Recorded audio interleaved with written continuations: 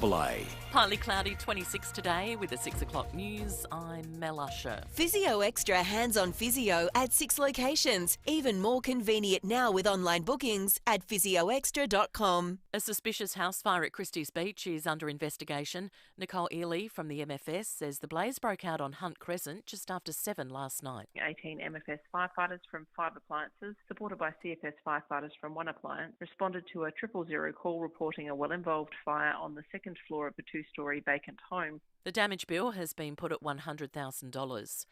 Police are preparing a report for the coroner after a suspected drowning at Port Lincoln. A man was pulled unconscious from the water yesterday afternoon. Despite efforts to revive the 80-year-old, he passed away. It's believed he was on a tour boat at the time of the incident. A Perth family has been rescued after spending days stranded in the Simpson desert.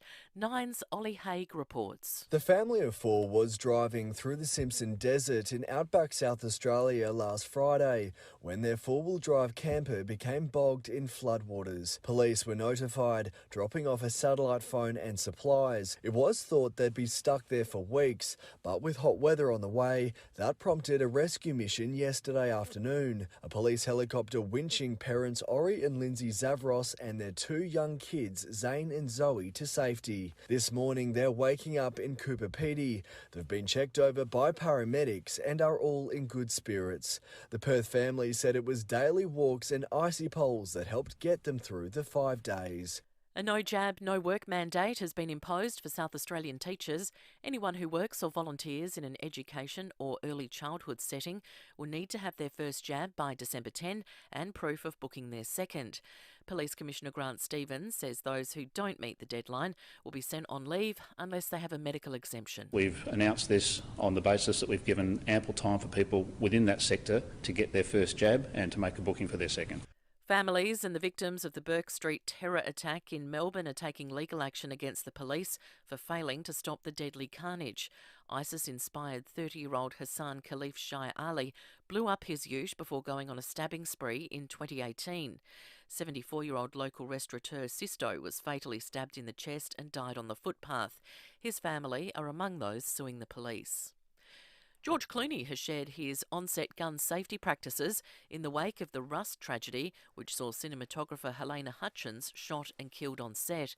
Nine's US correspondent Alison Petrowski reports. The actor has detailed the strict protocols in place on all Hollywood movie sets while appearing on a popular podcast. Every single time I'm handed a gun on a set, they hand me a gun, I look at it, I open it, I show it to the person I'm pointing it to, we show it to the crew, you hand it back to the armor when you're done, you do it again. Clooney said the measures were introduced following the death of his close friend Brandon Lee on the set of The Crow in 1993.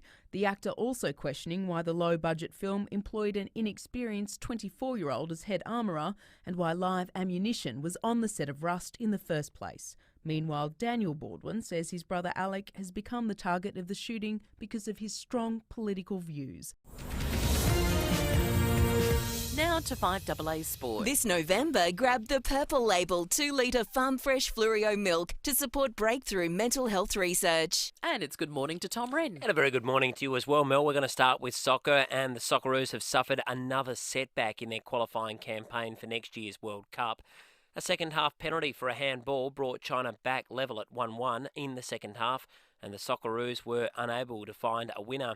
Striker Mitch Duke scored Australia's only goal in the first half, but says it comes with little satisfaction. Frustrating, always, when you go 1-0 up and then you concede and finish with a draw. It was an important game that we needed 3 points, and very frustrating to go away with just the one. Yeah, Japan's 1-0 win over Oman takes it above the Socceroos on the group table, knocking Australia out of the automatic qualification spots. Well, Australian Open tickets go on sale on Friday, but there are still some question marks for some leading players. Nine tennis commentator Todd Woodbridge says it's looking unlikely that Roger Federer will make the trip. I don't believe he's going to be here. With what Ljubicic has said and knowing how much he's been on court, that's going to be probably a bit tough for him to get here. Rafa plans to get here. Medvedev, I'm pretty sure, is on his way here. And at some point, Novak's going to give us, is he or isn't he? And the 7 host cities, including Geelong, have been announced for next year's Men's T20 World Cup in Australia. Melbourne will host the final at the MCG on November the 13th. The 2022 tournament starts on October the 16th. Meantime, a combined US-West Indies bid has been chosen to host the event in 2024. And that's the 5AA Sport. Now the 5AA forecast. The all-new Audi Q5 Sportback has arrived. Test drive it today at Audi Solitaire in Hawthorn. Partly cloudy for your Wednesday, 26. Partly cloudy tomorrow, 28. Then Friday, a possible shower, 23. Right now, it's 14 degrees. More news as it happens on 5AA. Gliderol Garage Doors, adding strength, safety and style to South Australian homes for over 40 years. Gliderol.com.au. You're listening to 5AA Breakfast. David Penberthy and Will Goodings. 6 after 6, good morning to you. Welcome to Wednesday on 5AA Breakfast. Let's just start with the, I think, most pertinent and important news as we kick off this Wednesday morning. It's going to be a nice day. Feels relevant because we haven't had one for a while, unless you like drizzle and rain. But today, going to be pretty reasonable. We'll talk more about the weather in depth a little bit later this hour when we catch up with the Weather Bureau. Later on the program today, Sean Fuster will join us. We'll go around the courts. The Police Commissioner will be also on the show. I guess there's part Police Commissioner, part as the bloke who runs the joint. That is South Australia. Big announcement yesterday that drew, or the day before, that drew a whole heap of ire from our listeners with regard to what life will look like post-November 23. We'll get into a bit of that with him as well. But also coming up today, we'll bring you up to speed with the latest on the William Tyrrell investigation, which has kicked into a whole new gear in the last 24 hours. We'll speak about this incredible story, a family that was lost in the Simpson desert that got rescued, stuck out there for days. They figured it might have been weeks. And also, how Russia managed to endanger the lives of astronauts by blowing up a satellite. We've got some audio for you from on board the International Space Station after 7 o'clock today. It's just remarkable. David Penberthy, good morning to you. Good morning, Will. Good morning, listeners. Yeah, it's one of those things that makes you just feel like a tiny dot in the vast cosmos. The fact that an asteroid almost hit the Earth. Is that what happened? No, not at all. Oh, okay. I'm not really up with the detail. It's the other way. So we stopped an asteroid? Nope. Russia. No, I'm just guessing. Yeah, now you are. Is there an option C? Yeah, the option C is the Russians thought, there's a lot of space junk knocking around in orbit. Some of it's theirs, old satellites and things that don't work anymore. And there's old larders. Yeah, there's one up there from 1982, and they thought, it'd be cool? Blowing it up. Do you reckon we could launch missiles at our old satellites to see if they explode? Turns out they can. The problem is the debris in that environment, in a low-gravity environment, just goes around and around and around the Earth. And it almost hit the International Space Station, so they had to take evasive action. Oh, so they blew it up to stop it hitting is it called the Near? No, they just blew it up. Oh, so they stopped the actual whole thing from hitting the space station? No. What they blew up an old satellite, and the debris almost hit. So it was the debris. The debris was the. Why am I having so much trouble following this? The debris because it's 6 o'clock in the morning. Well, it's not a normal story, I guess is the point. Makes no sense. It feels very Cold War-ish. It's, space lasers and firing things missiles into space. That was Ronald Reagan's thing for a while. That was Star Wars program. The Star Wars program. But he was ridiculed for being, and I think it was a second term concept when Reagan was sort of losing his marbles a bit, although still, in hindsight, much more lucid than Joe Biden in his second month as president. Yeah, that's true. But the Star Wars defence program, which was meant to be this shield to block incoming missiles, pretty much now exists in Israel. Yeah, except it's terrestrial. Yeah. Theirs come out of the... Well, they're always going to come out of the ground, but there was a version of Star Wars that were literally lasers. Yeah. Lasers on satellites that would shoot down ICBMs. Nuclear weapons. Yeah, but there's versions of it now. It doesn't actually sound that fanciful at all now, does it? No, it doesn't really. The idea something going thousands of k's an hour, you could hit it in the air. A bit like poor old John Bannon, God rest his soul, one of the gentle people of politics, always going to be linked to the state bank. It's a bit like the old line in Unforgiven, Clint Eastwood at the end, talking to Gene Hackman. I don't deserve to die. Deserve's got nothing to do with it. Yeah. Politics is cruel, but setting the state bank aside, if we can, the MFP sounds like it makes perfect sense now. Yeah. In fact, it sort of exists. Well, small, medium density housing developments all interconnected by, computers, the internet. You don't get a lot of credit historically for for being ridiculed for having a terrible idea, and then it gets borne out, and it turned out it was actually a pretty good one. Like, we don't do a good job of going back and going, actually, you know what? On behalf of everyone, we apologise. Yeah, that's You may have got that one right. Yeah, yeah. Sort of if you I didn't... suppose there's been some ideas that, you know, I think, yeah, never going to get off the ground. They're probably in the minority, those that ultimately turn out to be brilliant.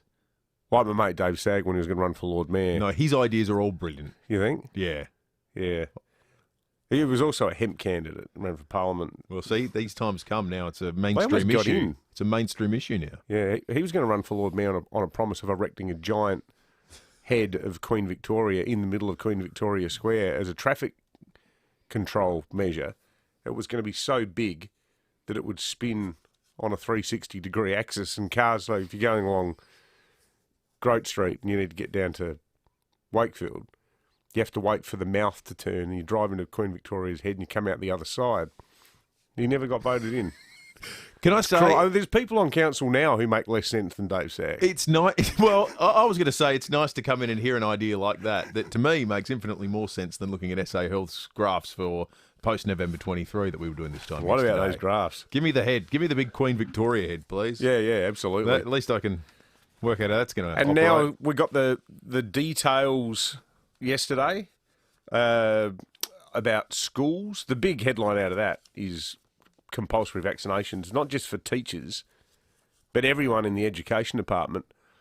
We're talking to Lara Golding from the Australian Education Union. And the last time we spoke to her, it was quite rugged because it was the day after, not her, but others within the union had taken it upon themselves to put out that, talk about misreading the room, that seriously spurious smear sheet thing. Yep.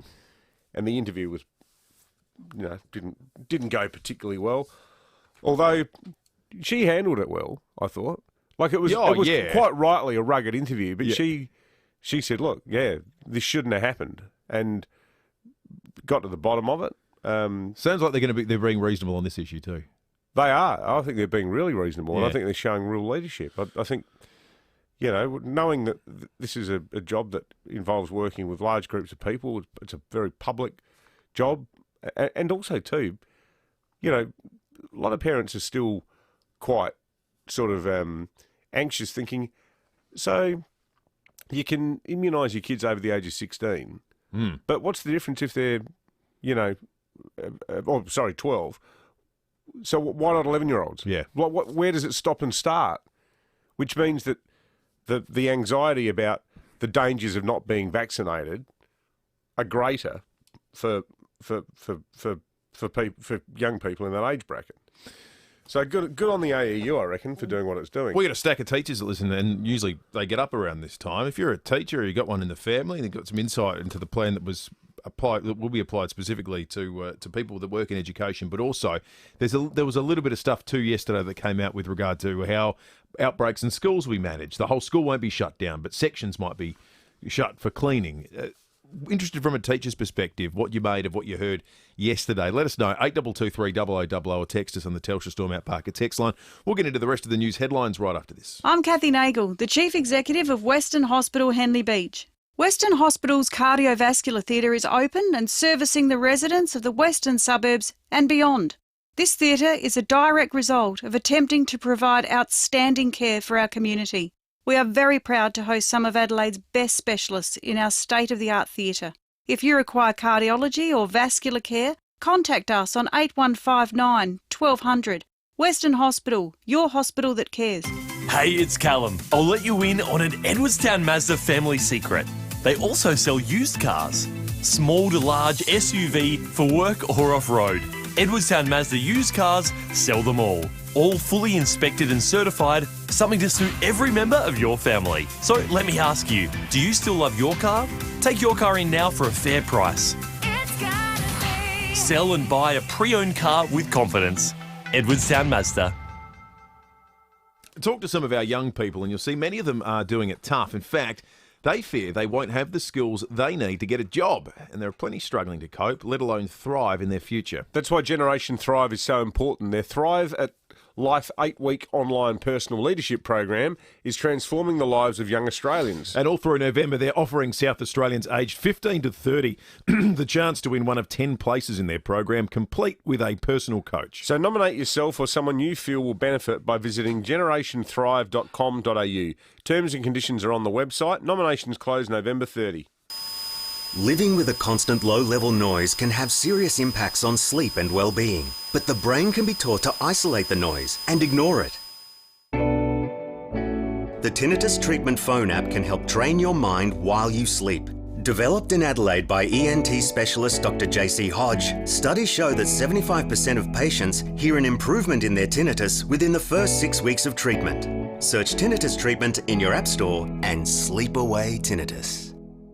You can trust 9 News is live and local. Weeknights at 5, nightly at 6. 9 News. Tyrrell Garage Doors, adding strength, safety and style to South Australian homes for over 40 years. Tyrrell.com.au. You're listening to 5AA Breakfast. David Penberthy and Will Goodings. 16 minutes after 6, news headlines time on this Wednesday, the 17th of November. Police have seized a car in Sydney South as part of their investigation into the disappearance of William Tyrrell.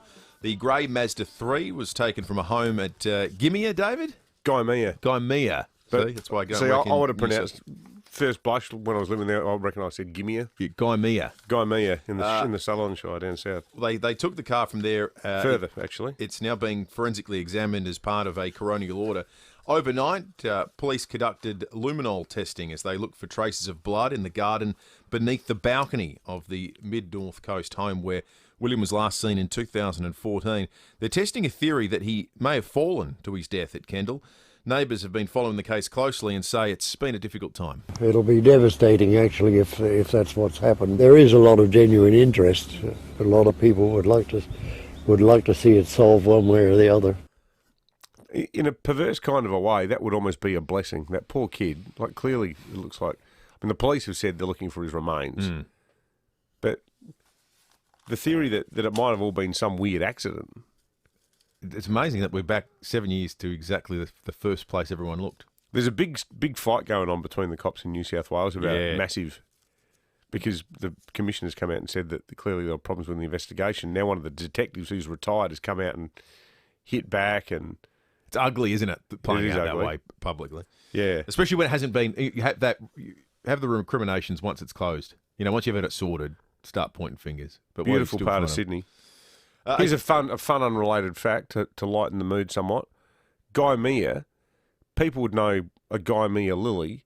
If you drive along the West Terrace near the cemetery, between the cemetery and Adelaide High, you know those massive green sort of succulent-looking plants that their leaves get to about a metre and a half long, and they put up a red flower about once a year that's about 4 metres tall. It's gigantic and it lives for ages. That is a native Australian plant from Gymea. Is that right? Called the Gymea lily, one of the world's great plants. You could probably tell us a bit about the flora of the Simpson desert. So too could a family that's been stranded out there for 5 days. They've been rescued, so there's a happy ending to this story. They were winched to safety by helicopter. The vehicle became bogged on Friday during a cross-country holiday. Bad weather and flooding in the area hindered the efforts of rescue crews. So it was 2 adults, 2 kids. They were pulled to safety, taken to Coober for the night, and they'll make travel arrangements back to Western Australia today. They feared they were going to be there for weeks. Because the flood meant they couldn't go anywhere, but then they knew there was some seriously hot weather coming. You know what time of year it is. Yeah. Geez, they were lucky. Oh, they're seriously lucky. Homeowners will be able to breathe a sigh of relief. The Reserve Bank has downplayed any prospect of an interest rate rise, one coming early. The RBA believes the official cash rate will remain at a record low until 2024. That was their original prediction, but inflation's gone up, so it led plenty of people to speculating that they might have to bring it forward. But the RBA saying we haven't quite had inflation here like we've seen in other places around the world, so that's not on the cards anytime soon. Education leaders say they expect only a few of the state's 30,000 teachers to refuse COVID jabs. By December 10, anyone who works or volunteers, which is important, at an SA school, at a childcare or an early learning centre, public or private, will need to have had at least one dose of a vaccine and proof of a booking for a second. Education Department CEO Rick Pearce says the vaccine take-up has been very high. It's a decision that's going to be broadly welcomed, but we acknowledge that it's going to be stressful for a small subset of our community. And the Education Union in South Australia, Lara Golding, joins us after 7 o'clock. That's interesting, the breadth of it. And we got a text here on the Telstra Stormont Barker text line from listener Dave. He says, I'm a window cleaner and I go to schools to clean usually around 6:30 in the morning when kids aren't there. But 2 weeks ago I got told that I'd have to be double vaccinated or else I won't be able to work there. The application of this rule is going to be uniform. And the other thing too, if you're a parent, like I spent 4 years coaching the primary school footy team, I wouldn't be able to be the coach anymore. I reckon if even you work part-time as a mum or a dad and you go in once a week to your primary school to read or something like that. Work in the tuck shop. Yeah, you're not going to be able to do that anymore. So heartening that we're only talking about a small number of people here. But you wonder whether the small number is within the teachers. It's heartening, I think, that there's so few teachers who do it. And I think it shows, getting yourself educated is actually the best entree to getting yourself vaccinated. Yeah. It's interesting, the untold story of the mandatory vaccine places we've had it. We just tell it through the lens of education, so it's the teachers. Hospitals, so it's the nurses. But it's all the contractors and people that work there too, who don't have a union, it would appear, that can pipe up on their behalf or say things. But there are lots of people that don't work in those sectors or wouldn't call themselves healthcare or education workers that get captured by this, that it seemingly haven't got any issue with it. They're happy to do what's required to be able to continue doing their job. I think they should be acknowledged. Yeah. A house fire in the southern suburbs is being treated as suspicious. The alarm was raised on Hunt Crescent at Christie's Beach just after 7 p.m. yesterday. Nicole Eli from the MFS says the blaze caused significant damage. MFS and CFS firefighters extinguished the blaze in 35 minutes. The fire extensively damaged the second floor, causing $100,000 damage. And how about this, David? The opposition will spend $2.5 billion repairing and extending the NBN. Remember that? The money would ensure more than 10 million premises around the country can access high-speed internet by 2025. I still can't get it. Seriously? I can't get it. There's not enough spots on the node. They subdivided Grange to hell, and there's just simply not enough infrastructure. Ours is really slow. Is where it? We are. Yeah, I haven't heard enough glowing reviews to make me feel like I'm missing out.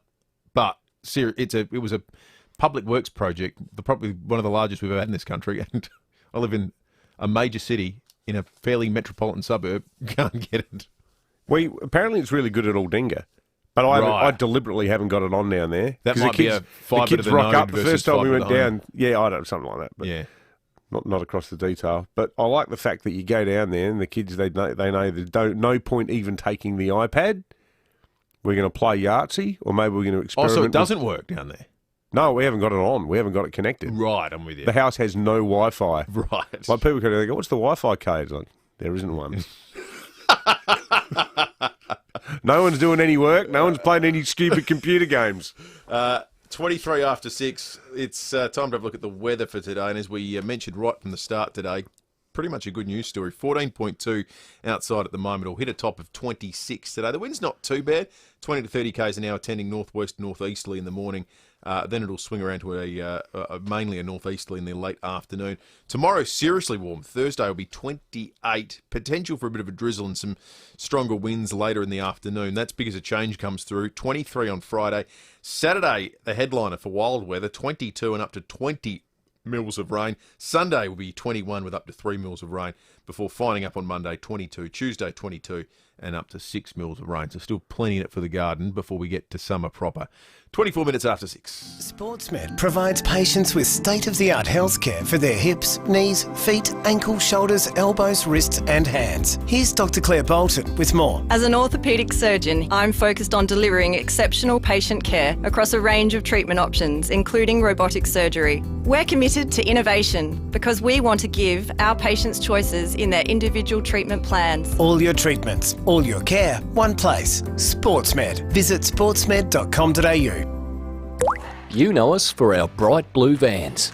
Metropolitan Plumbing, Electrical and Air Conditioning. We are the proud winners of the Product Review Award for Plumbing in Australia for 2020 and 21. Did you know we offer $0 deposit interest-free payment plans, have no extra charge for after hours and can also often be at your door within the hour? Metropolitan Plumbing, Electrical and Air Conditioning.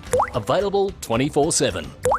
Celebrate the festive season with the leading lady of musical theatre, Marina Pryor. Join Marina together with renowned pianist David Cameron for a joyous celebration of the spirit of Christmas with your favourite Christmas songs, as well as enduring classics from music theatre and beyond. 2 performances only, 8 p.m. Friday, December 3 and 2:30 p.m. Saturday, December 4. The Regal Theatre, 275 Kensington Road, Kensington Park. Book now at trybooking.com. The Nissan Navara SL Dual Cab 4x4 is in stock right now.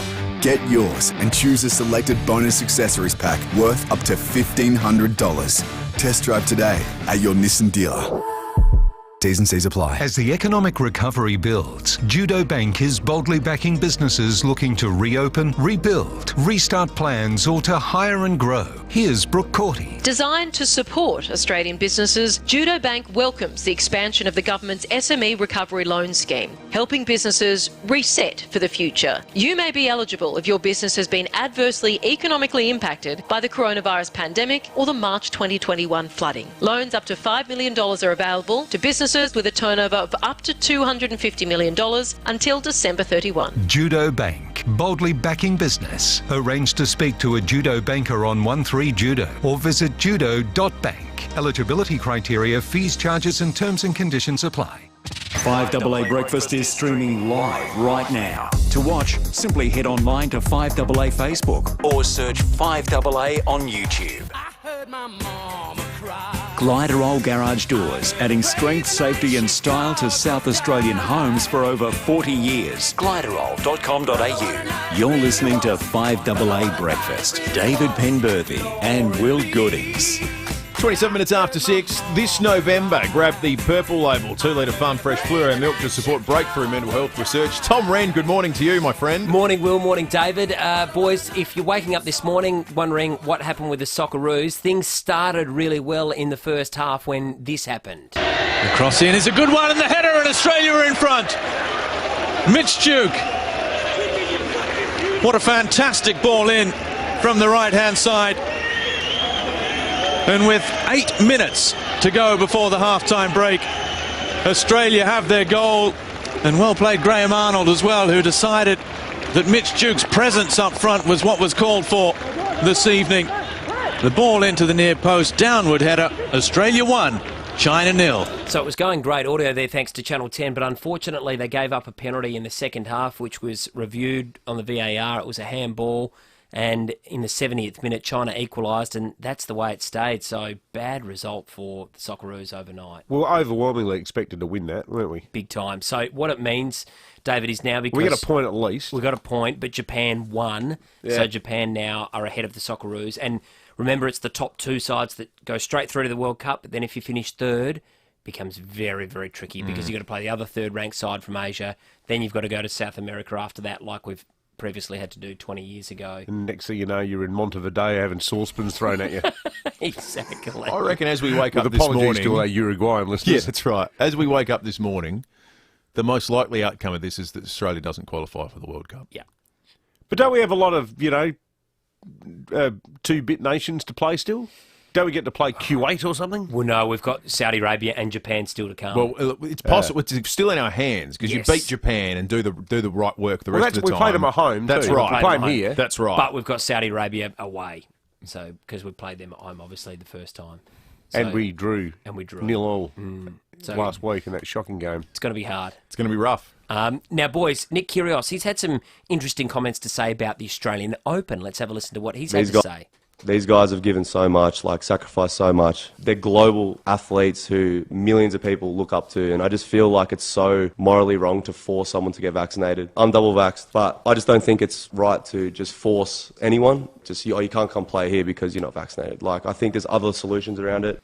So basically what he's saying is if someone doesn't choose to get double vaxxed, test them every day. You can get the rapid tests where, you find out in 15 minutes and just do it that way. Thoughts? Well, Nick Kyrgios, he held 2 press conferences, didn't he? There were 2 sets of statements, because he also came out and said that the Australian Open should be cancelled out of respect for the people of Victoria. And the sports minister there came out and said, well, hang on a minute. He said, I love Nick Kyrgios, but that doesn't make any sense. If you want to do something in solidarity with the people of Victoria because of the lockdown, I thought actually holding events would be what they want. But I think he's shown real leadership on the vaccination question. I thought it was good that he had a crack at Djokovic. But I think I deep down still agree with him, though, that it shouldn't be compulsory. You should just be able to persuade people, as we're seeing with the numbers now, that it does make sense. Yeah. The moment you say you have to do it, unless it's a frontline job. You're going to get a lot of people that just dig their heels in even harder, aren't you? Once you say you have to get something. The issue, I guess, for Victoria and Australian government specifically is the perceived double standard. Because the blowback would be, so tennis players don't. Yeah.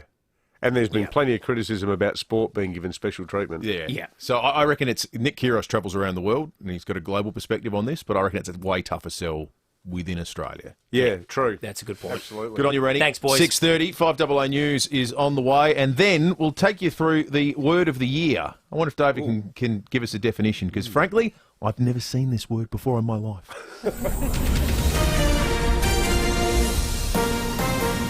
This is Adelaide's 5AA. Partly cloudy, 26 today with the 6:30 news. I'm Mel Usher. Physio Extra Marion have a hydrotherapy pool now on site. Contact Physio Extra Marion or head to physioextra.com. A house fire in the southern suburbs is being treated as arson. The alarm was raised at a vacant home on Hunt Crescent at Christie's Beach around 7 last night. The blaze has left a $100,000 damage bill. An elderly man has died in a suspected drowning at Port Lincoln. The 80-year-old was pulled from the ocean unconscious yesterday afternoon. It's believed he was on a tour boat at the time of the incident. It's not being treated as suspicious. General practitioners across the country are preparing to care for mild COVID cases.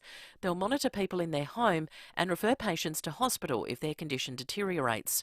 President of the Royal Australian College of GPs, Dr Karen Price, says they're expecting most cases won't be too serious. Mildly affected or even asymptomatic, so they're really not going to need hospital care, just monitoring to make sure that they stay well and that they feel well and that they're able to manage at home.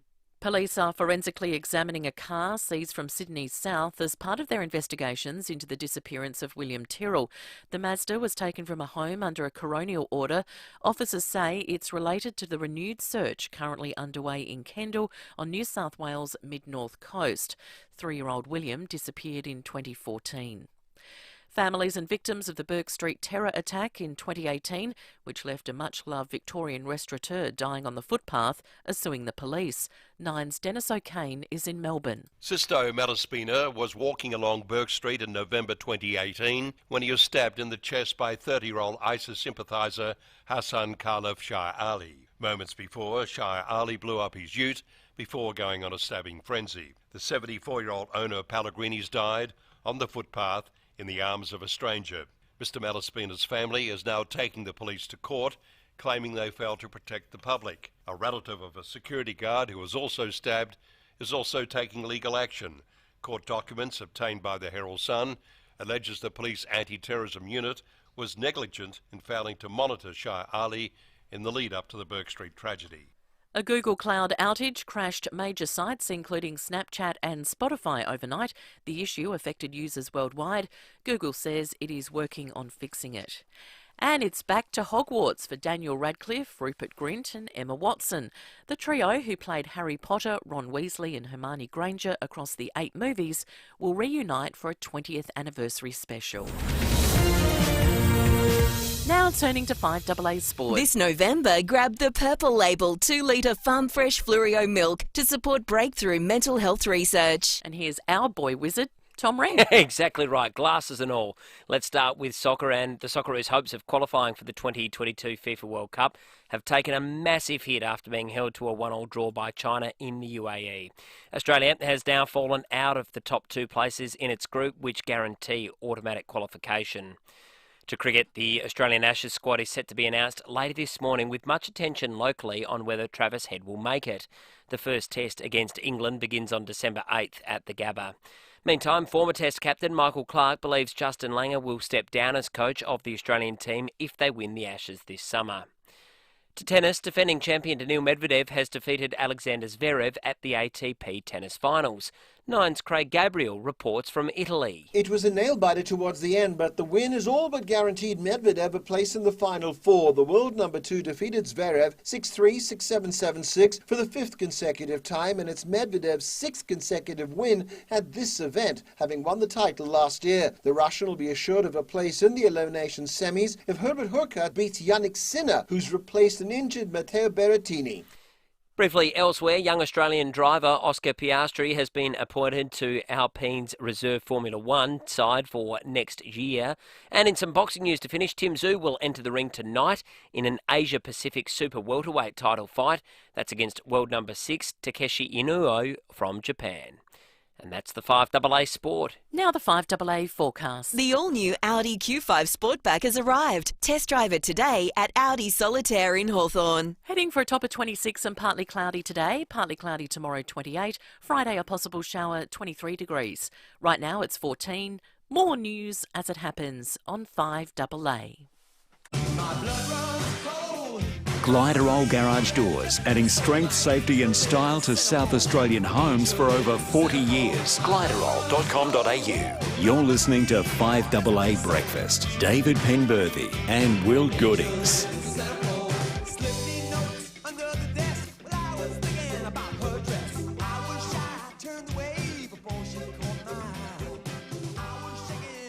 23 minutes to 7. Coming up a little bit later in the morning, Police Commissioner Grant Stevens will join us on the program. We'll go around the courts with Sean Fuster, and we'll talk about mandatory vaccine education as David breaks the studio in the background with Lara Golding, the president of the AEU in South Australia. You're all right there. You escaped the grief. You're in a physical, disrepair after your big gardening effort a week ago. I tell you what. No, are you good? I think the chair's broken.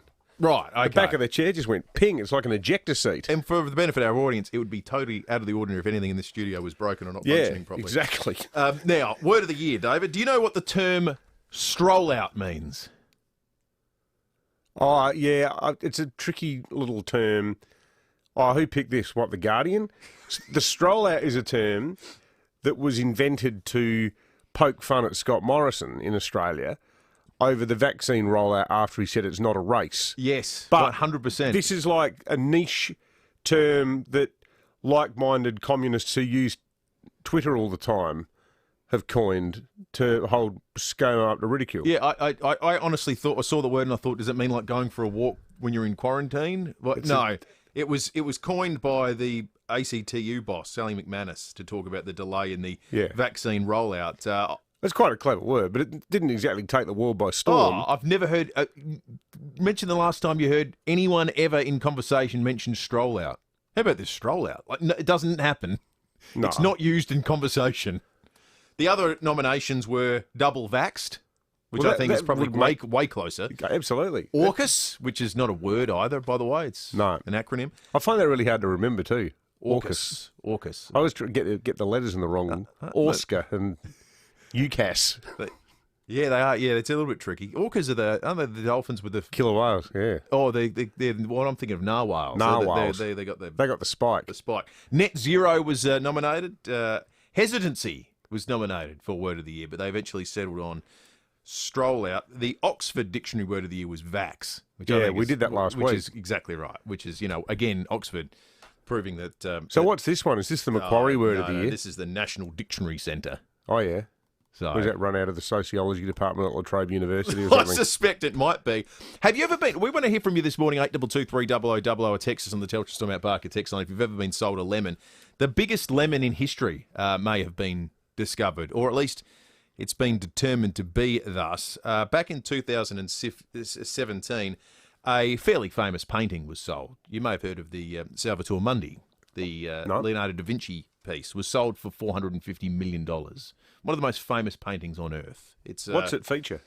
It's a picture of. Is it a picture of? It's Jesus. 8 beagles playing 8-ball? No, it's you. Hang on, let me hold it up for your benefit. And the live stream viewers, how about this lo-fi? Lo-fi for the live stream viewers. Salvatore Mundi. Salvatore Mundi, there you go. It sounds like a guy in Theberton to fix your car. People would be able to pick it. If you saw it, you'd go, oh, yeah, I'm vaguely familiar with that painting. It was sold to the Crown Prince in Saudi Arabia for $450 million US. So we're talking $600-700 million Australian. Big picture deal. of Christ holding his right finger up. Yeah, big deal. Yeah. Famous painting. Da Vinci painting, importantly. That's what you're buying. Well, maybe not. The curators at the Prado have downgraded it. They are saying now that perhaps it wasn't done by Da Vinci, but it was done by someone who worked with Da Vinci. Oh, no. I reckon Is that Da Vinci? It's a Da Vinci. Yeah. So the Crown Prince of Saudi Arabia have bought something that was painted by someone who maybe met Da Vinci. Not really the same. I reckon it knocks off a few zeros. We want to hear from you whenever you've been sold a lemon. 822 300 or text us on the Telstra Stillbat Barker text line. We don't often do this, but for those who pay very close attention to these things, you might recall a couple of weeks ago in one of our segments with Phil Curry, we were talking about electric cars. Now the price is going to come down. And I mentioned plasma televisions, and I said to Phil, a bit like the Conker, mate. And he went, oh! And then went back to talking about politics. Phil famously bought a television in Canberra in 1997 from like a cheapest chips type place where you get affordably priced and excellent products, called a Conker, spelled Konca. Oh, yeah. Not a well-known brand. Not a Konica. And Konica, I don't even know if Konica make televisions, they make cameras. So he went down to Fishwick, between the Blue Movie stores and the fireworks stores, as it was back then, on the mangy outskirts of Canberra, that industrial zone, and he paid like $79 for a Conker television, and it became like the stuff of legend, the Conker.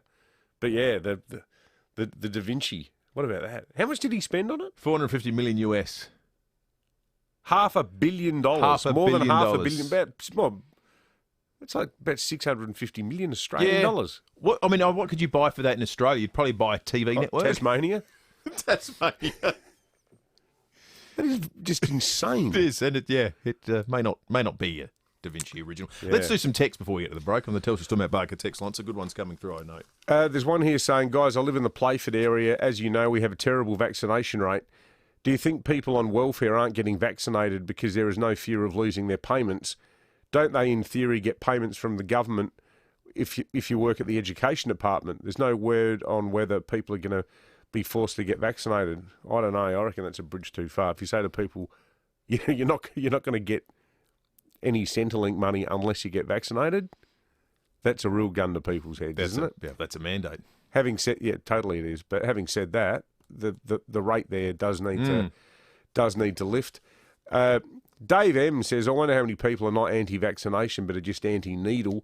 Having close-up pictures on TV of needles being inserted doesn't help. Some people just don't like needles. That's true. I was like that for many, many years, up until my sort of early 20s. I hated the thought of a needle.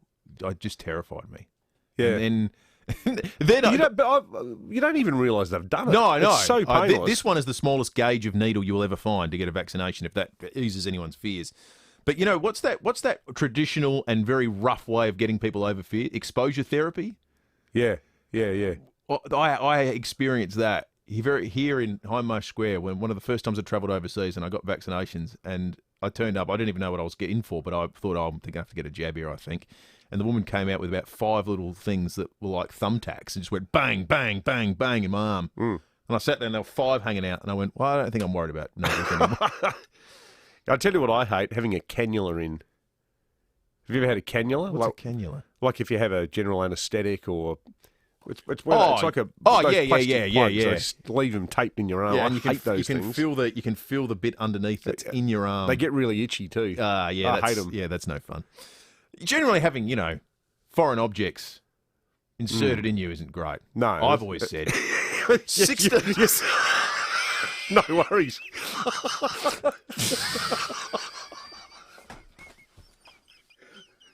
It's time to check traffic. Do you have an existing BMW service exclusive package? You can book your next service at Glenelg BMW. Thanks, Will. At Hampstead Gardens, got a crash on Muller Road near North East Road. Power lines also down there. Henley Beach, urgent sewer works continue. Seaview Road near Sea Avenue. And Myrtle Bank got asphalt works this morning. That's on Cross Road between Fullerton Road and Glen Osmond Road. Detours and restrictions in place. Got cameras this morning. Cavan Road, Dry Creek. Main Road, McLaren Vale. And Port Wakefield Road at Waterloo Corner. Go big with Vodafone. 80 gigs of data, just $40 a month. Limited time only. Visit vodafone.com.au. Offer ends November 30. SIM only light plan. T's and C's apply. Adelaide's most accurate traffic on 5AA. If you're going to test drive a new car, taking it around the block a few times, it's just not enough. So take a proper test drive at Jarvis Toyota Clovelly Park. The all-new Land Cruiser 300 boasts enhanced luxury and technology, making it a pleasure to drive both on and off-road. With a brand new 3.3-litre twin-turbo V6 diesel engine, it's the most powerful diesel Land Cruiser yet. Rediscover the road and take a proper test drive in the new Land Cruiser 300 at Jarvis Toyota, South Road, Clovelly Park. Proudly celebrating 20 years of great deals. Peter Shearer Menswear is the brand with the brands. For more than 50 years, our experience has put us ahead of the latest fashion trends. And as the largest independently owned menswear brand in South Australia, we'll match any genuine price on identical items. But most importantly, our staff are helpful and understand all body shapes are unique. The Peter Shearer Menswear commitment to ensuring customer satisfaction means we give right and honest advice. Always. Peter Shearer Menswear. Rundle Mall, Glenelg, Mount Barker, Gawler and online. Be swept away by Aussie rock with a twist on an epic scale. This is going to be fantastic. For one night only, Aussie rock legends The Angels and the Adelaide Symphony Orchestra will rock your world in the Symphony of Angels Spectacular. Experience the Angels' greatest works from a career spanning 4 decades, performed live and backed by a choir in a 20-song extravaganza. Under the musical direction of Maestro Rob John, the Symphony of Angels features more than 50 musicians, including the Brewster brothers John and Rick, along with Nick Norton, Sam Brewster and the charismatic Dave Gleeson. The Adelaide Symphony Orchestra's Festival of Orchestra dives into many Australian orchestral firsts. So don't miss this unique rock meets symphony spectacle with the ASO at Festival of Orchestra, Friday, December 3, 8 p.m. at the Adelaide Showgrounds. Book now at aso.com.au. There's no blueprints to your new custom-built Beechwood home. Well, not yet anyway. But together with Beechwood, it won't take long to turn your ideas into sketches, then drawings, and finally a home you can live a beautiful life in. That's the really exciting thing about building with Beechwood Homes. They'll build the home you want. So collect your thoughts, your ideas, your Pinterest boards, whatever, and let's talk. Because life's good. It's even better in a Beechwood home. We're all investors, and the biggest investment of all is buying our family home. It's a heartfelt investment where we create memories. We grow, outgrow, and upsize. Even becoming empty nesters. As life changes, so can your AMP Bank home loan, allowing you to tailor it to your needs. To apply, call your broker or visit amp.com.au. AMP, for the investor in all of us. T's and C's apply and are available at amp.com.au/bank terms. You can trust 9 News is live and local. Weeknights at 5, nightly at 6. 9 News.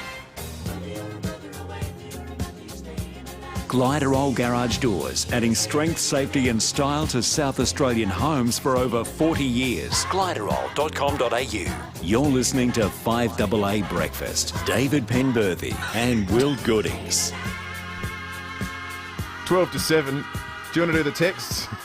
Or should we leave them? No, let's just talk to the police instead. All right, let's do that. I mean, I'd feel weird reading out those texts and then talking to the police. Yeah, good point. Might be a natural segue. Do we do anything illegal? I'm not sure.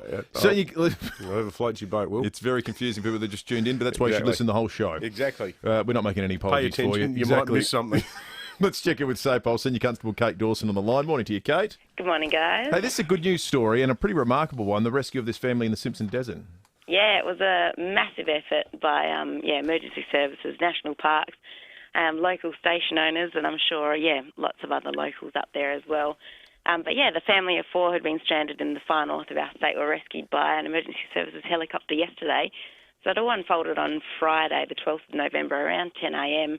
police were made aware that this family from Western Australia who'd been travelling in a Mitsubishi four-wheel drive had become badly bogged in the Simpson desert near Unadilla due to the bad weather and flooding of roads. And when I say near Unadilla, I mean about 150 kilometres northeast of the town. It's pretty hard to comprehend just how large our great state is. So we kept in contact with that family, and they were fine. They had plenty of food and water, very well prepared in their vehicle. And on Sunday, an Australian search and rescue plane left from Victoria, and they conducted an airdrop to the family with a satellite phone and some further supplies. So they received that airdrop fine, and they remained in regular contact with us. And then just after 4 p.m. yesterday, a helicopter was sent out, and they were collected and flown to Penberthy to stay the night. So, like I said, this was a massive operation. Our helicopter had to refuel multiple times just to get out to Marla, which is over 1,000 kilometres away from Adelaide, before then heading out to the family, where more drums of jet fuel had been coordinated and dropped off at Unadilla so they could refuel again, and then, flown to Penberthy. So thankfully they were all safe. They didn't require any medical attention or anything, and, I think they were pretty grateful to be collected after their time stuck in the desert. So, great job by everyone involved. Hey, this is a silly question, Kate. Do you know, is their camper van just, stuck out there? Are they just leaving it there, or are they going to get that back to town somehow? I assume they'll make arrangements for it to get back somehow, but I think it is going to be out there for a little while. Yeah. I believe, like the pictures I saw on TV, it's very badly bogged, so it's going to be a big operation to try and get that thing out. But, Unbelievable. They're lucky. Kate, also, not so lucky, this service station in Hillcrest that was robbed this morning. Yeah, this was about 1:30am this morning. Patrols were called to a service station on North East Road at Hillcrest after 3 teenagers entered the store and loaded up a bag with food and drinks before attempting to leave. The service station attendant attempted to stop the group leaving and was allegedly assaulted by one of the boys in the trio. So the group, who consisted of 2 boys and a girl, left on foot and they were last seen running off along North East Road. Patrols attended the area and searched, but we haven't located that group yet, and investigations are ongoing, but we've got some pretty good positive lines of inquiry, so hopefully we'll get a result for that one today. Good stuff. And there's some power lines down at Hampstead Gardens, Kate. Yeah, this is on Muller Road, just near the junction with North East Road. Just avoid that area if you can. The car crashed into power lines this morning and brought the whole pole and the wires down across the entire road. So all lanes are closed on Muller Road, just near that intersection, and police are there conducting traffic control. SA Power networks are on the way, so hopefully that's cleared up soon before peak hour. Beautiful. Good on you, Kate. Thank you for that. Senior Constable Kate Dawson from SOPOL. Tom Bowick has the good news weather-wise for us. Tom, just take us through what Wednesday has in store. Yeah, g'day, Dave and Will. Look, certainly looking at some warmer conditions around today. There's a little bit of patchy cloud around today. We do have just a slight chance of a light shower on the forecast. Look, I think there's going to be very, very little in that, so maybe just sort of 1 or 2 spots around are possible, but look, in the main it's going to be a dry day, and 26 degrees for a maximum, 27 for Elizabeth, 25 for Glenelg, Mount Barker and Noarlunga. And look, as we said, move through the later part of the week and into the weekend, then we do have a slight chance of some showers still around for Thursday, but again, I think there'll be very little in that. Maximum of 28, so remaining warm. Becoming milder on Friday then as a low pressure area sort of moves to the east there, so we've got 23 degrees and a possible shower with that low. The wettest day looks like being Saturday at this stage, unfortunately. If you're after dry conditions, not going to happen on Saturday, so we do have an upper level feature sort of moving across from the west, destabilising the atmosphere, so there'll be a high chance of showers for Saturday, chance of a thunderstorm, maximum of 22.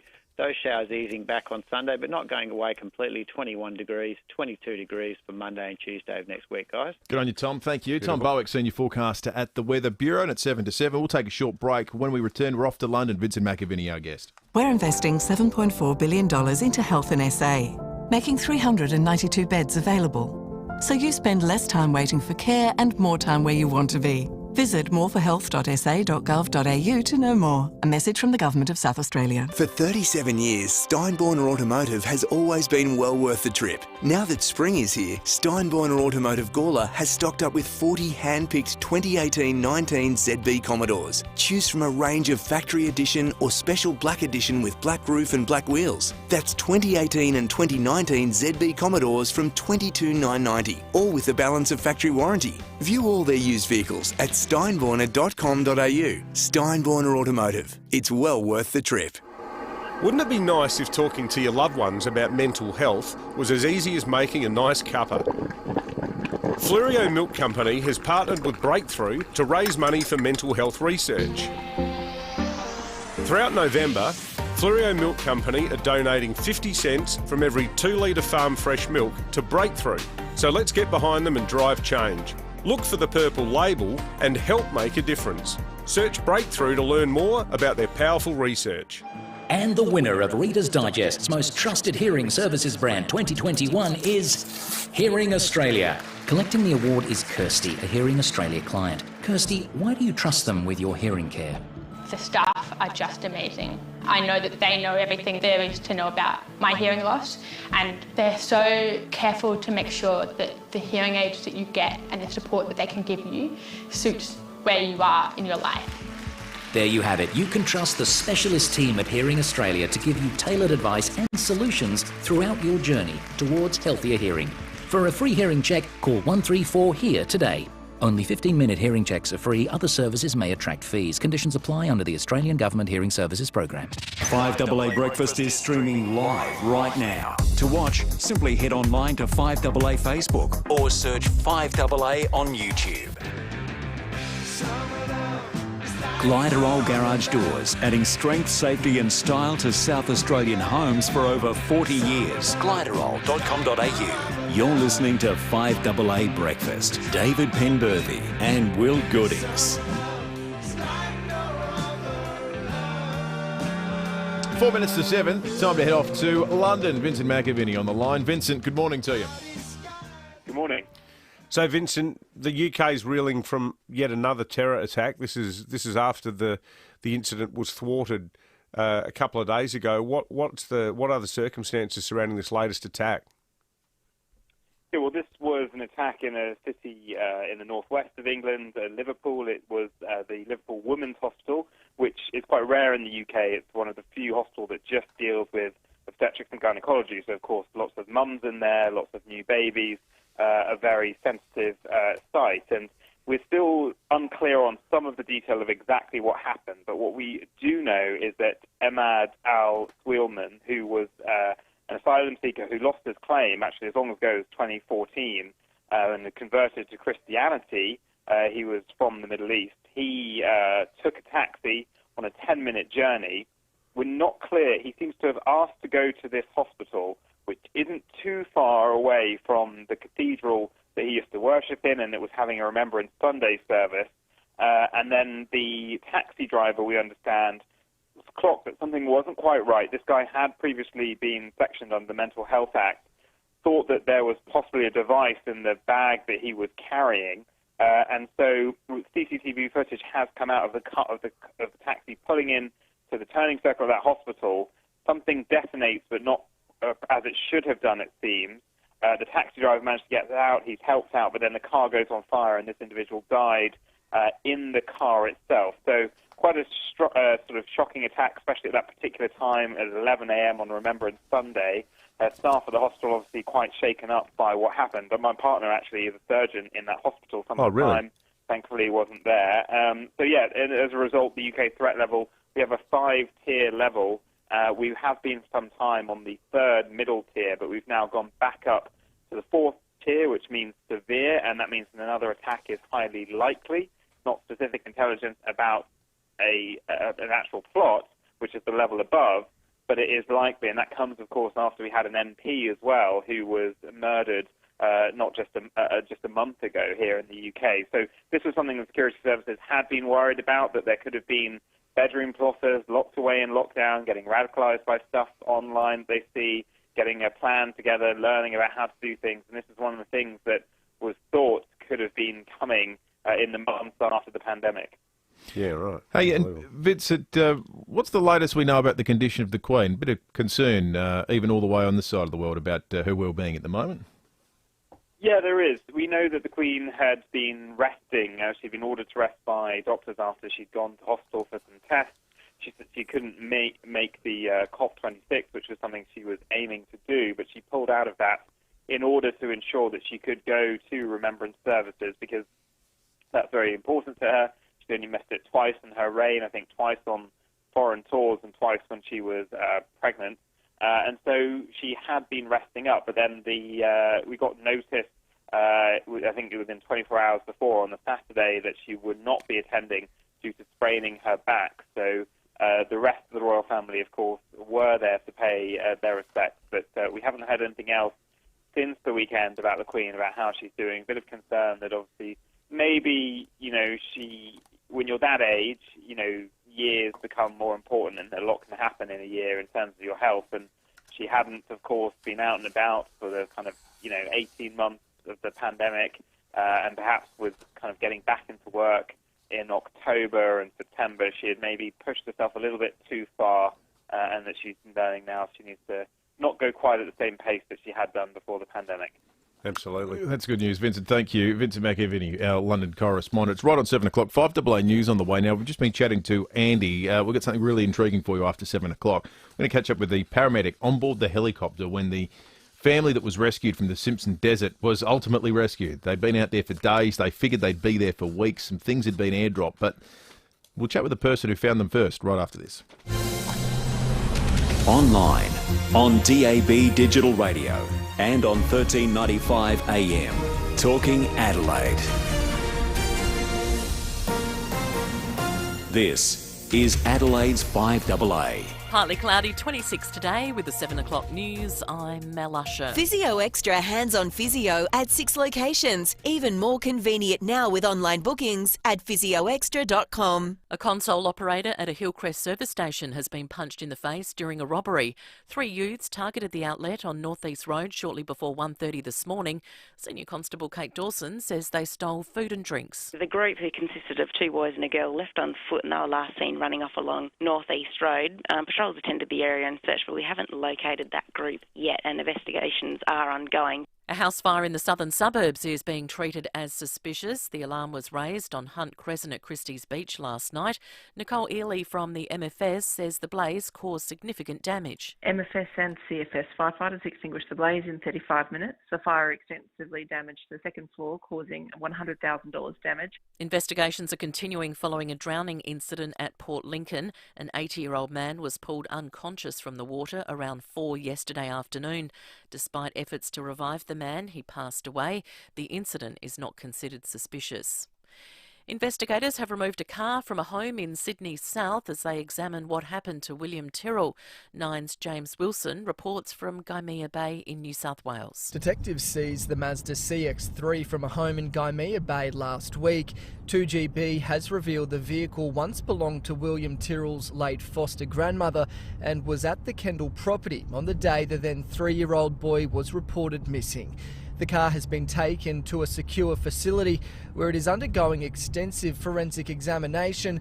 The car's current owner is in no way related to the investigation into William's disappearance, but simply bought the vehicle off the foster family. Meanwhile, detectives are continuing to search bushland around the Kendall property on the mid-north coast. Australia will invest in key critical technologies in a bid to make the nation a high-tech powerhouse. Nine's Michael Packey reports. A $100 million investment in quantum science and technology will form the backbone of a cyber push by the federal government. Money will be poured into research to help Australian business develop and commercialise their ideas by attracting local and overseas investors. Quantum technology can be used across a range of industries from defence to agriculture. The government will also focus on advanced communications like 5 and 6G, cybersecurity and robotics. The move is expected to deliver a $4 billion economic benefit and 16,000 new jobs within 20 years. A video of a bear being hygienic has gone viral. The bear walked into a convenience store in California's Olympic Valley and used the hand sanitizer. The footage has already had over 8 million views on TikTok. Now turning to 5AA Sport. This November, grab the Purple Label 2-litre Farm Fresh Fluorio milk to support breakthrough mental health research. It's over to Tom Rehn. Thank you, Mel. The controversial VAR has again come into play as the Socceroos were held to a 1-1 draw against China in their World Cup qualifier in Sharjah this morning.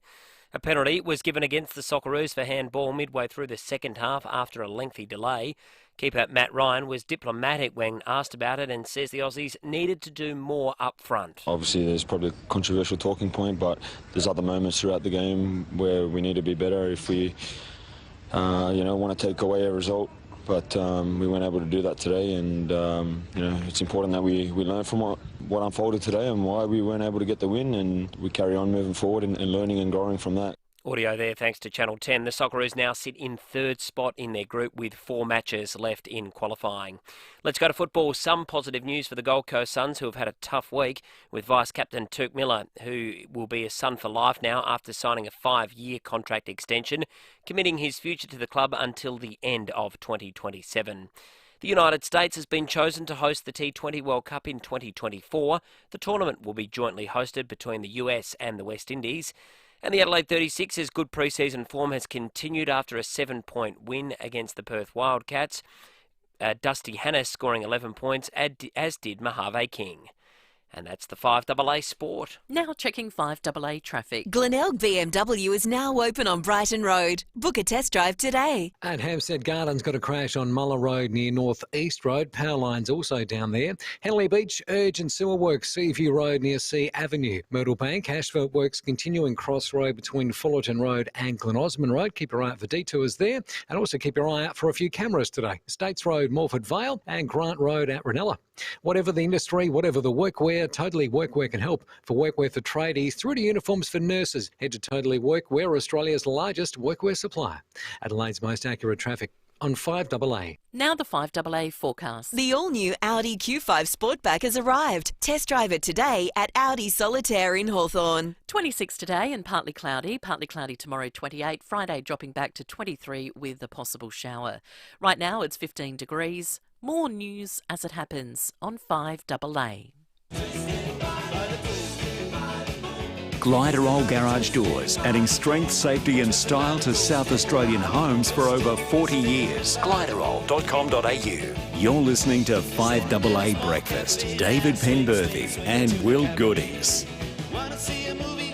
6 minutes after 7, Lara Golding from the AEU in South Australia in just a moment on the vaccine mandate for education workers. It's a more broad and diverse group than just teachers. We'll talk about that in just a moment. Also, we'll get to some more of your feedback. We're looking forward to hearing some more teachers over the course of the morning that are just listening in with their views on what got announced yesterday. 8223 You can text us on the Telstra Store Mount Barker text line. Also, we'll go around the court, Sean Fuster, after 7:30. And stay listening because a little bit later in the morning, Police Commissioner Grant Stevens will join us. That is after 8:30. Let's start with this extraordinary story of rescue. A Perth couple and their 2 children. They were doing what a lot of Australian families do. They were going on a jaunt around Australia, a camping trip. They'd customised their camper van. This might be a cautionary tale for people in the studio that have customised large vehicles before. David? Yes. They were 150 k's. I wouldn't drive that old 1994 Toyota Hiace van to Sellex. Let alone 150 k's northeast of Oodnadatta. They were in the Simpson Desert. Things took a turn for the worst. They activated their emergency beacon 10 a.m. last Friday.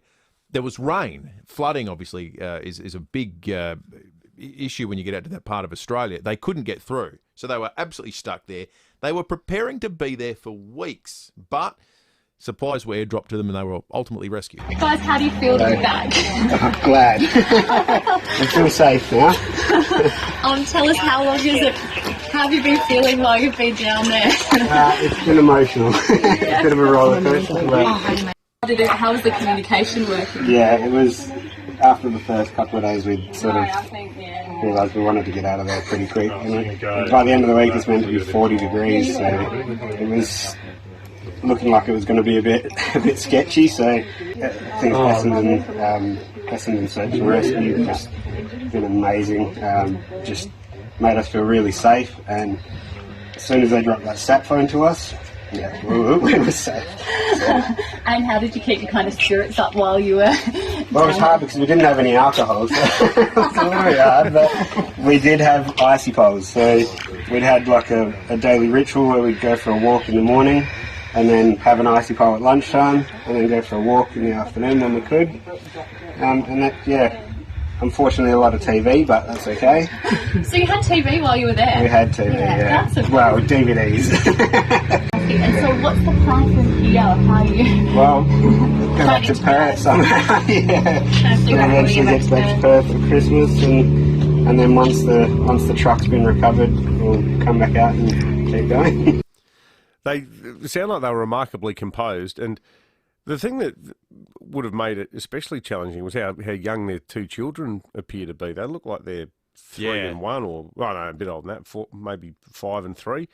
But keeping the kids, keep reassuring them that this was just normal.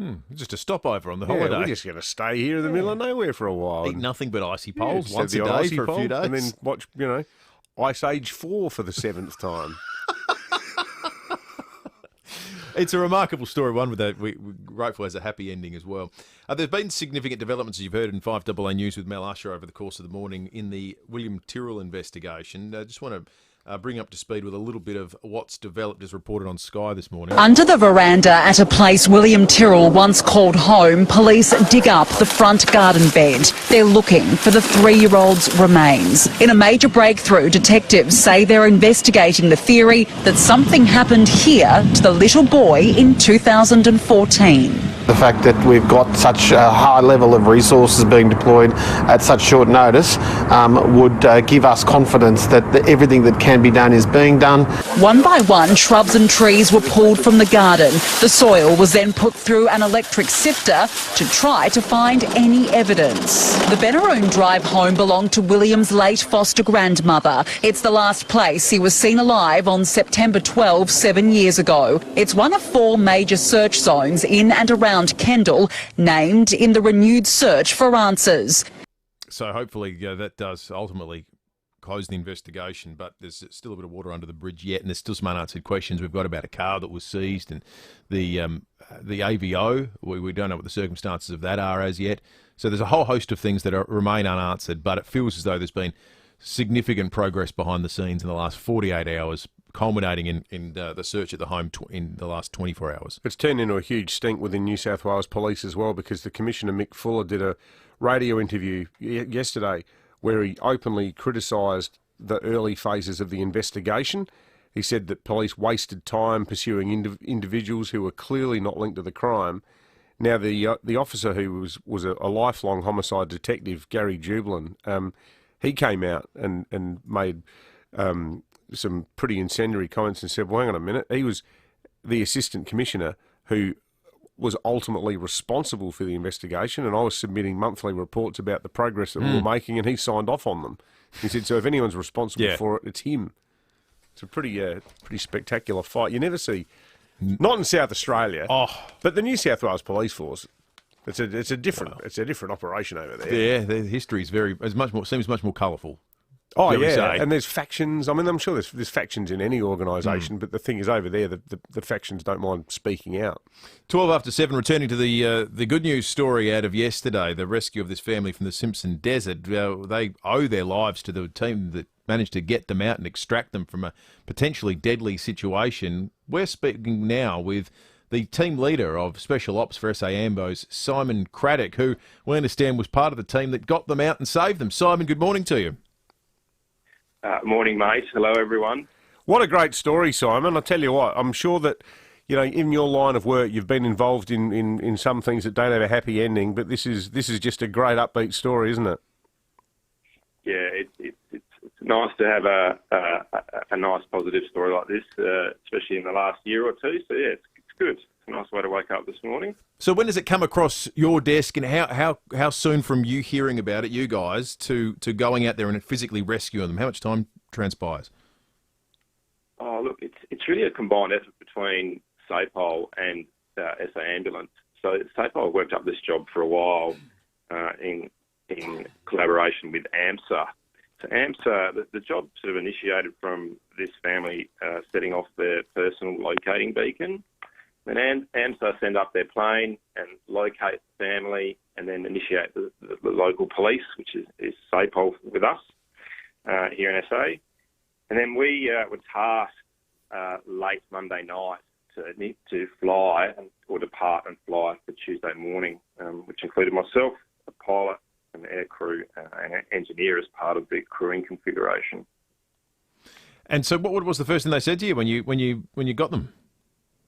Well, I guess I started talking first. I just wanted to make sure they're all okay, make sure they didn't have any injuries or any medical problems, and they were all fine. You know, they were probably a bit, well, not a bit. They were very relieved to see us.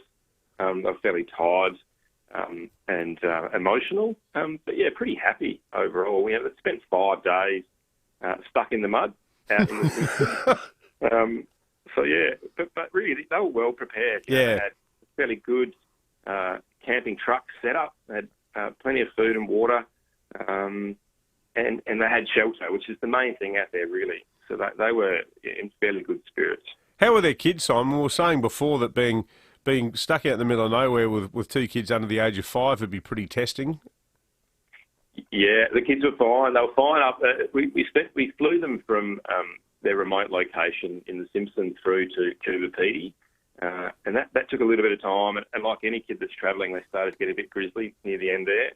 Are we there yet? Yeah, a bit of that going on. And, you know, it was interesting for a bit for them in the loud helicopter. But, yeah, I think they were pretty tired by the end. I think the family were pretty happy to be finding some different surrounds as well. Yeah, that's right. 2 young kids. What's the terrain like out there? Trying to keep them clean. Sorry? What's the terrain like out there? Oh, it's fairly consistent. It's hard to pick out landmarks. So, you know, we were chatting. My pilot, the pilot and the aircrew and the engineer and myself were chatting about what it might have been like 20 years ago to try and find these people without modern technology, because you rely a lot on good navigation and mapping. But you know, with GPS, it's actually quite easy to locate these people. Back then, it would have been very difficult because there's just no landmarks. Long, sweeping, you know, very low shrubs, lots and lots of dry riverbeds, and it just goes for hundreds and hundreds of kilometres. So really challenging. But at the moment, lots of standing water. So it's just puddle after puddle after pool after pool of lots of water. It's a really interesting landscape at the moment, and I'm sure it's going to get really interesting in the future as some of those wildflowers and stuff starts to spring up. Amazing story, and as we said at the start, Simon, a lovely way to end it. Good on you for your involvement with this. It sounds like a very well organised operation. Simon Craddock, the team leader of Special Ops for the SA Ambulance Service. Thanks for chatting to us, mate. Thank you. What a great story. And, you know, as we said, and this is one of the reasons why the Cleo story, as creepy as the circumstances of that ended up being, but, you know, you take the good ones when you can at the moment. Oh, absolutely. That's another good story. Interesting point he makes too about the technology. It makes it easy these days. You can follow a digital signal to find someone. Yeah. Once upon a time, you just would have been out in the desert looking for little pinpricks on the ground. You would have had had to get Indigenous trackers to help you. Well, yeah, just... How do those guys do that? It's such a phenomenal skill, isn't it? Oh, I've read a couple of books on the use Riverland Police employing the use of Indigenous trackers, and it is phenomenal. Yeah. It's just remarkable stories. John McDougal Stewart used them too when he discovered the top end, when he beat Burke and Wills. Yeah, right. His team largely comprised Indigenous blokes who just go, oh, yeah, I know what you're talking about. There's water up there somewhere. Follow me. Pretty wild, isn't it? It is. All right, let's check traffic. Glenelg BMW, they're now open on Brighton Road, and you can go in and book a test drive today. Thanks, Will. At Hillcrest, got a collision Northeast Road near Hender Avenue, delays inbound. Hampstead Gardens, got a crash on Muller Road near Northeast Road, power lines also down there. Henley Beach, urgent sewer works, Seaview Road near Sea Avenue. And Kent Town, got water main works still continuing, Decatterville Terrace near Rundle Street, speeds down to 40 k's. Look out for camera 2, Main Road, McLaren Vale. Resurfacing works will affect the Southeastern Freeway intersection with Cross, Portrush and Glen Osmond roads this week. Visit dit.sa.gov.au/SE Freeway. Adelaide's most accurate traffic on 5AA. Leon Biner. Police Commissioner Grant Stevens, are you satisfied that the rules people have been given are very clear, unequivocal and easy to follow? Oh, that's boxing me into a corner, Leon, because I've seen the table. 9 till 12 weekdays. It can be very complicated for people to simply identify what the impact is on them. We're stepping into uncharted waters in some respects. SSA as Leon Biner. SSA as AA. At Swan Security, we've been keeping Australian homes safe for over 30 years, and we're #1 for do-it-yourself CCTV and video security. Swan has a complete lineup from wireless cameras and doorbells to complete multi-camera wide systems, all viewable and controllable from your mobile phone. And you can see the complete range of Swan's smart home security products now at Bunnings Warehouse. So turn your home sweet home into a home safe home with Swan Security from Bunnings Warehouse. When you die, who gets what? Will your kids or relatives argue over your estate? Will your beneficiaries be protected? Will your estate be tax effective? Will your wishes be respected and carried out? Speak with Donlan Lawyers now for peace of mind. Donlan Lawyers for wills and estate planning. Visit donlanlawyers.com. That's donlanlawyers.com. Get more at Mawson Lakes Volkswagen with great deals on demos right across the range, all ready to drive away. And if you're impressed with our selection of cars, you'll love our service department with next day servicing, complimentary loan cars and breakfast or lunch on us. Why? Because when you're Adelaide's newest Volkswagen dealer, you want to give more. Visit mawsonlakesvw.com.au to see the range online. Mawson Lakes Volkswagen, just a short drive from the city. If you run a small business, then you know how the busy got in business. You have to juggle so many apps, different tools and spreadsheets just to take care of admin. That's why you need Thrive, the all-in-one management software built for small business. Thrive lets you manage marketing, scheduling, invoicing and more, all from one place. Search Thrive, THRYV today. Get into the holiday spirit this Christmas with Cheapest Chips. Cheapest Chips. Help Santa gift cheaper with gift ideas from $10, tons of toys from $5, and all your Christmas treats from $2. And to help deck the halls, there's Christmas decorations and accessories from $4. So do holiday cheaper and get into the holiday spirit at Cheapest Chips. Go to cheapestchips.com, shop, click and collect, or have your Cheapest Chips Chrissy goodies delivered to your door. You can trust 9 News is live and local. Weeknights at 5, nightly at 6. 9 News. Gliderol Garage Doors, adding strength, safety and style to South Australian homes for over 40 years. Gliderol.com.au. You're listening to 5AA Breakfast. David Penberthy and Will Goodings. 22 minutes after 7. November 23 will see things change in South Australia as borders reopen, and we try to live with and make sense of SA Health's new plan for borders reopening. But December 10 is the day that will be on the calendars of everyone who works in education. That's the date by which everyone, and that means early childhood providers, staff, volunteers, people who are contractors that work at schools, they all have to have had their first dose. December 10, the last day of term, and had their second jab ready and booked to go. Otherwise, they won't be able to continue doing their job. Lara Golding is the South Australian President of the Australian Education Union and joins us on 5AA Breakfast. Lara, good morning to you. Good morning, David and Will. Thanks so much for your time, Lara. Can I just start by saying, I reckon on behalf of the vast majority of our listeners, this sounds like a very level-headed and mature response from the AEU on an issue where you guys, the union's leadership, would seem to be overwhelmingly in line with almost all of your members. Yeah, thank you. So we definitely support following the professional health advice, and we've been encouraging our eligible members to get vaccinated right throughout this year. And now it's a matter of now looking at the industrial implications of the emergency directions that were issued yesterday and considering what that means for members and working conditions. I think the unions have been, across all sectors, have been grappling with this conundrum about how you represent both those that want to be vaccinated and those in your membership that have reservations about it. How do you deal with the people that you've got in your number that aren't interested or for whatever reason are hesitant about vaccines? Well, it is certainly a challenge. We've been encouraging all our members who are eligible to get vaccinated this year because that is one of the key lines of protection against COVID, and we'll continue to encourage our members to get vaccinated. this certainly is challenging, and like there are in the community, there are various views.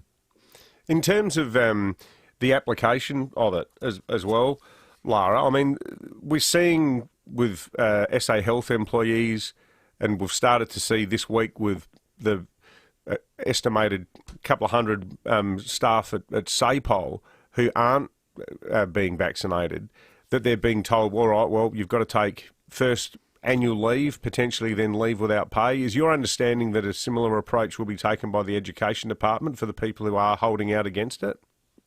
That's right. For those in preschools and schools, it'll be leave arrangements from the start of next year. What happens into the longer term, that's yet to become clear to us, and we'll be having discussions with government about that. Are you guys happy with the plans that have been put into place and announced yesterday about how cleaning and active COVID cases will be treated by the department when and if they do break out in schools? Yes, we still need to have a close look at it, but it is important that individual factors are taken into account. These are going to be complex, challenging times where it's a matter of making sure that education is continuing without interruption as much as possible, as at the same time as ensuring that the health and safety is the first most priority. Good stuff. Lara Golding, the SA President of the Australian Education Union. Thanks very much for coming on this morning. Thank you. 25 minutes after 7. Let's turn our attention to sport. Secure your next vehicle now with an instant tax write-off before June 30 at North Point Toyota. Of course, yesterday on 5AA, we took Russell Ebert's funeral live from 11 o'clock.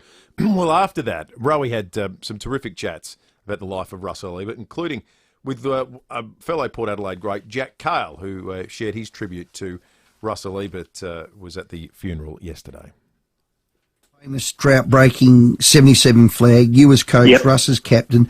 I don't know, every photo I see of Russ, it's him holding that cup up. I feel that was his defining moment. You? Well, he says that as well, and people ask me, in your coaching career, what was the best highlight of your career?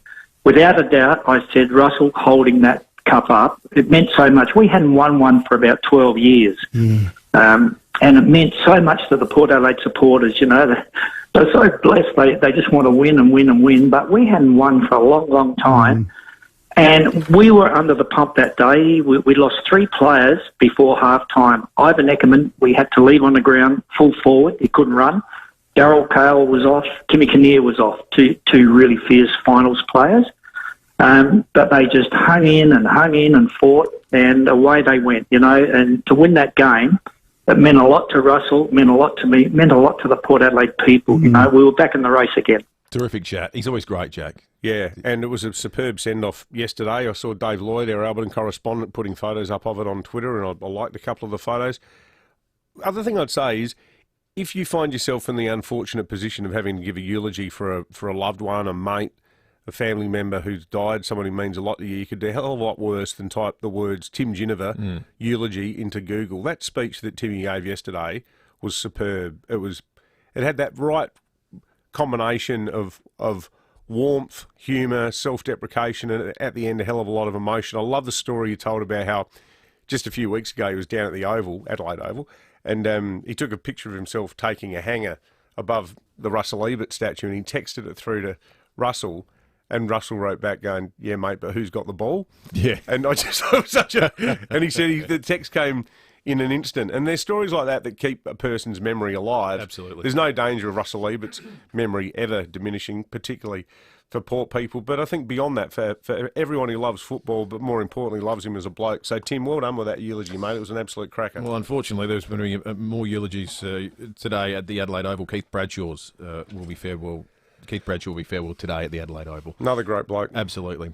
Secure your next vehicle now with an instant tax write-off before June 30 in North Point Toyota. We go round the courts next with Sean Fuster. For 37 years, Steinborner Automotive has always been well worth the trip. Now that spring is here, Steinborner Automotive Gawler has stocked up with 40 hand-picked 2018-19 ZB Commodores. Choose from a range of factory edition or special black edition with black roof and black wheels. That's 2018 and 2019 ZB Commodores from $22,990, all with the balance of factory warranty. View all their used vehicles at steinborner.com.au. Steinborner Automotive. It's well worth the trip. Here's the forecast for the next 2 weeks. Expect APR rainwater tanks to be delivered all over Adelaide. APR tanks are made in SA by a family business that understands no one likes to wait. We're smaller and we're quicker. Some tank places will make you wait up to 6 weeks. Not at APR Tanks. We'll deliver in 2 weeks and delivery is free. Get your APR rainwater tank delivered within 2 weeks. Visit aprtanks.com.au. Race cars, family fun and fireworks. It's all happening at the Adelaide Rally East End finale on Sunday, November 28, and the best part is it's all free. The huge field of rally cars come to the city after 4 days of racing, and then the party begins in Rundle Street and Rymel Park. As the party kicks off, catch the traditional champagne spray on the podium and get among the excitement of the rally. See 500 cars on display, including the rally field, exotic supercars and cool customs with displays from leading car brands. Plus, there's wild drone racing and fireworks to finish. It's going to be one heck of a spectacle. Kids can try driving simulators, slot cars, remote control car racing and more, and it's all free for the whole family from 4 p.m. until 8:30. All the info is at adelaiderally.com.au. See you in the East End. 5AA's Tech Talk with your host, Adelaide Tech Guy Richard Pascoe. Thanks to Harvey Norman Computers. Want to make your favourite music sound even better? Harvey Norman is serious about sound. Right now, you can do your ears a favour with the UE Wonderboom 2, only $98 at Harvey Norman. This has got to be the hottest waterproof speaker priced under $100. Not only is it waterproof, it's dustproof and dropproof. Wonderboom 2 will crank out 360-degree sound with an added outdoor boost. With one push of a button, wirelessly pair 2 Wonderboom 2 speakers so you can enjoy your tunes in stereo. Easy play, pause and skip controls are built into the speaker and you can expect 13 hours of hits on one charge of your Wonderboom 2. That's serious sound for under $100 and at that price, it's a great Christmas idea. For this great offer, visit your nearest Harvey Norman Computers store. The Nissan Navara has landed. It's got a 3.5-tonne brake towing capacity, 1-tonne payload, and an intelligent off-road around view monitor. Contact your Nissan dealer today. T's and C's apply. 5AA Breakfast is streaming live right now. To watch, simply head online to 5AA Facebook or search 5AA on YouTube. This is Adelaide's 5AA. Partly cloudy, 26 today with the 7:30 news. I'm Mel Usher. Physio Extra Marion have a hydrotherapy pool now on site. Contact Physio Extra Marion or head to physioextra.com. A punch has been thrown during a robbery at Hillcrest. 3 youths targeted a North East Road service station in the early hours of this morning. Senior Constable Kate Dawson says they loaded up with food and drinks. Before attempting to leave, the service station attendant attempted to stop the group leaving and was allegedly assaulted by one of the boys in the trio. A Perth family has been rescued after spending days stranded in the Simpson desert. Nine's Ollie Haig has more. The family of 4 was driving through the Simpson desert in outback South Australia last Friday when their 4-wheel drive camper became bogged in floodwaters. Police were notified, dropping off a satellite phone and supplies. It was thought they'd be stuck there for weeks, but with hot weather on the way, that prompted a rescue mission yesterday afternoon. A police helicopter winching parents Ori and Lindsay Zavros and their 2 young kids, Zane and Zoe, to safety. This morning, they're waking up in Cooper Pedy. They've been checked over by paramedics and are all in good spirits. The Perth family said it was daily walks and icy poles that helped get them through the 5 days. One final plea will be made to state MPs today for Christmas Day to be made a public holiday. Members of the Shop Workers Union will be at Parliament House urging politicians to vote in favour of the bill. If it fails, thousands of essential workers in retail, fast food, nursing homes, disability care and hospitality will miss out on being paid public holiday penalty rates for working on December 25. $2.4 billion would be spent repairing the national broadband network under a federal Labor government. Nine's Lucy Gray has more. The opposition is promising to offer high-speed internet to another 1.5 million homes and businesses by 2025 if it wins government. It would do this by replacing existing copper connections with fibre internet. The $2.5 billion pledge would ensure more than 10 million premises have access to high-speed internet nationally. It would also create 12,000 jobs for construction workers, engineers and project managers. Families of the victims of the Bourke Street terror attack in Melbourne in 2018 are taking legal action against the police for failing to stop the deadly carnage. ISIS inspired 30-year-old Hassan Khalif Shir Ali to blow up his ute before going on a stabbing spree. 74-year-old popular local cafe owner Sisto was fatally stabbed in the chest and died on the footpath. His family are among those suing the police. George Clooney has shared his on-set gun safety practices in the wake of the Rust tragedy, which saw cinematographer Helena Hutchins shot and killed on set. Nine's US correspondent Alison Petrowski reports. The actor has detailed the strict protocols in place on all Hollywood movie sets while appearing on a popular podcast. Every single time I'm handed a gun on a set, they hand me a gun, I look at it, I open it, I show it to the person I'm pointing it to, we show it to the crew, you hand it back to the armor when you're done, you do it again. Clooney said the measures were introduced following the death of his close friend Brandon Lee on the set of The Crow in 1993. The actor also questioning why the low-budget film employed an inexperienced 24-year-old as head armourer and why live ammunition was on the set of Rust in the first place. Meanwhile, Daniel Baldwin says his brother Alec has become the target of the shooting because of his strong political views. Now turning to 5AA Sport. This November, grab the Purple Label 2-litre Farm Fresh Fluorio milk to support breakthrough mental health research. Here's Tom Rehn. Thank you, Mel. The Socceroos now face an uphill battle to automatically qualify for next year's World Cup. That's after being held to a 1-1 draw in their qualifier against China this morning. Coach Graham Arnold admitting it wasn't the performance they wanted. We're a bit sloppy at times, but until the penalty, there was pretty much only one team in the game, and that penalty gave them energy. That audio thanks to Channel 10. The Socceroos now sit in third spot with 4 matches left to play. To tennis, Russia's Daniil Medvedev is vowing to keep the foot on the gas in his final group match at the ATP Finals event in Italy. He'll take on youngster Yannick Sinner and wants to make it 3 from 3 in the round-robin stage before the semi-finals. I think when you lose a match, you lose the momentum, so it's always better to win and get ready for Yannick. I think it's going to be our third meeting. It's always, you lose in the head-to-head, it's a loss, so I don't like to lose, so I'm going to be 100%.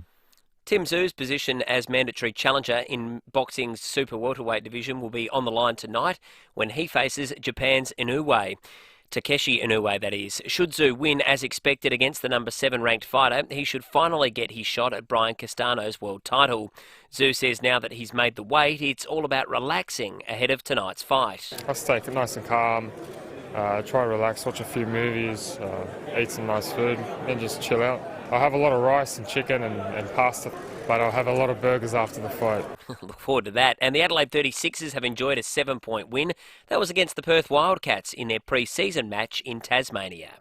And that's the 5AA Sport. Now checking 5AA traffic. Do you have an existing BMW service inclusive package? You can book your next service at Glenelg BMW. At Hillcrest, got a collision Northeast Road near Hender Avenue, delays inbound there. Hampstead Gardens got a crash on Muller Road near Northeast Road, power lines also down. Henley Beach, urgent civil works, Seaview Road near Sea Avenue, and Myrtle Bank, those asphalt works continue. It's on Cross Road between Fullerton Road and Glen Osmond Road. Keep your eye out for detours and restrictions.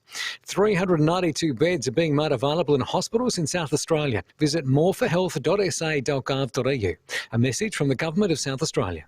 Adelaide's most accurate traffic on 5AA. Now the 5AA forecast. The all-new Audi Q5 Sportback has arrived. Test drive it today at Audi Solitaire in Hawthorn. A partly cloudy Wednesday on the way, 26. Partly cloudy tomorrow, 28. Friday, a possible shower down to 23. Right now, it's 16 degrees. More news as it happens on 5AA. Gliderol Garage Doors, adding strength, safety and style to South Australian homes for over 40 years. Gliderol.com.au. You're listening to 5AA Breakfast. David Penberthy and Will Goodings. 22 minutes to 8.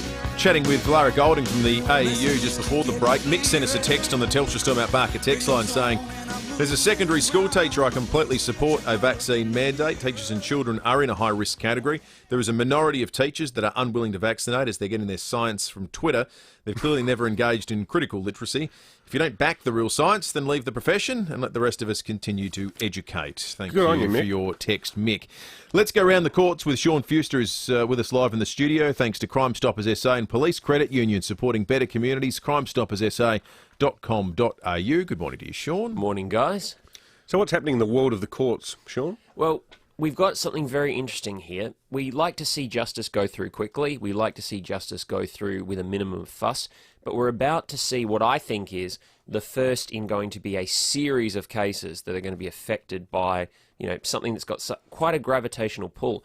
I was in the youth court the other day for the case of a 16-year-old boy who's accused of killing 3 members of the same family in a crash at Millicent. This is Ned Walker, his wife Nan Walker, and their daughter Sue Skier. Beloved Millicent identities. This crash happened in November last year. So we're a full 12 months on from that. The trial date has now been set down for this young man. He's apparently going to plead not guilty, going to deny that he's responsible for this crash. Head-on crash, V8 Ute versus car, just outside of Millicent. Pleading not guilty. Trial's been set down for June next year. That's so hard for that poor family. The Walker family, they've been in touch with me since before the boys' first appearance in court. When we were doing the Road to Justice campaign, how can we get involved? What can we do? How can we help? Because we just can't believe that this situation is going on for us. And I said, look, you can't do anything right now. Anything you say or do may prejudice an upcoming trial. Now they're locked into silence again until June of next year. Wow. Can't talk about it in case, you prejudice the trial.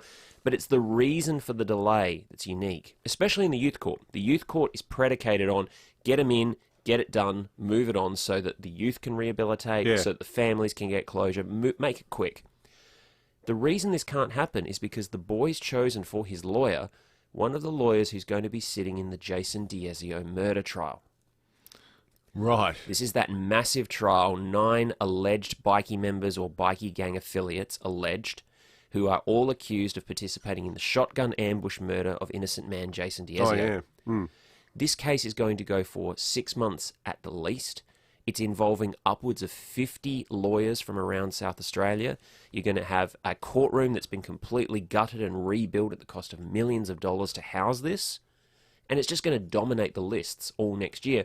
So if you've got those 50 lawyers taken out of circulation, who's left to handle everything else? If there's that many lawyers involved, will there be other cases that will be affected by it too? Look, I've got to believe there will be. We're back in the era now of the mega trials. When I first started court reporting 20 years ago next year, you had things like the Bodies in the Barrels, you had Jean-Eric Gassy, you had Burgess and Matthews, all these big trials that we remember that took up months and months of resources and time and space and money. D'Ezio's trial is going to be the same thing. Now, that's great for the D'Ezio family. They have waited almost 10 years for answers about how their beloved member was killed. But the knock-on effect for the rest of justice is potentially catastrophic. Yeah. What, 50 lawyers? 50 lawyers when you take into account people at the bar table, plus their solicitors, plus those briefing them, plus the prosecution, plus anybody that needs to interrupt. That was the estimate that Justice David Lovell gave at one point during the pre-trial. That's staggering. Will, the transcript for the pre-trial argument alone... A lot of billable units there. Oh, yeah. The transcript for the pre-trial argument alone... Trial doesn't start till April. Yeah. But just the pre-trial argument that went for a week, 930 pages of transcript. Wow. Just in the pre-trial argument, and they're going to have more pre-trial argument prior to this kicking off. Unbelievable. That is just remarkable. Sean, why can't you sue a church? Because they're not an incorporated entity and because you live in South Australia. We are the city of churches. We are the city of churches, so much so that we really like them not being able to be sued. This is something called the Ellis defence. It comes from New South Wales, where a barrister who grew up in children's homes tried to sue the church, alleging that he'd suffered physical and sexual abuse during his time there. The New South Wales Supreme Court came back and said, look, you would have had an arguable case if not for a legal loophole that says churches are unincorporated entities and you can only sue incorporated entities, so we can't listen to you. That led to a nationwide backlash, to a royal commission, to every single state in Australia changing that loophole, except for good old South Australia. Have we changed it? Have we not changed it for policy reasons, or have we just not changed it because we haven't got around to changing it? Like the same with the child protection bills that are only passing this week. Well, I would say it's the latter, because apparently the bill for this has been written for a significant period of time. It's been sitting on Polly's desks. There are 3 sitting days left in Parliament. If you did a time and motion study of that joint, like if you got the Boston consultant group in and said, hey, fellas, we want you to run the ruler over North Terrace. I think you're being unkind. Remember that bit of ICAC legislation? They managed to get that through. Hey, that's true. That's very true. They moved heaven and earth to get that one through. I think it's possible. Very good point. When each of their selves are interested, things move quickly. Yeah. Let's put it that way. But this one has not moved, and we've got survivors of abuse and survivors of alleged abuse who are in their 70s and 80s saying, we might not live to see another Christmas. Please pass this law before Christmas. It's not necessarily about the money. It's about the recognition. It's about the justice. It's about accountability. So I wrote an article about this, appeared in Monday morning's paper. The MPs were falling all over themselves to say, we will definitely pass this by the end of the sitting week.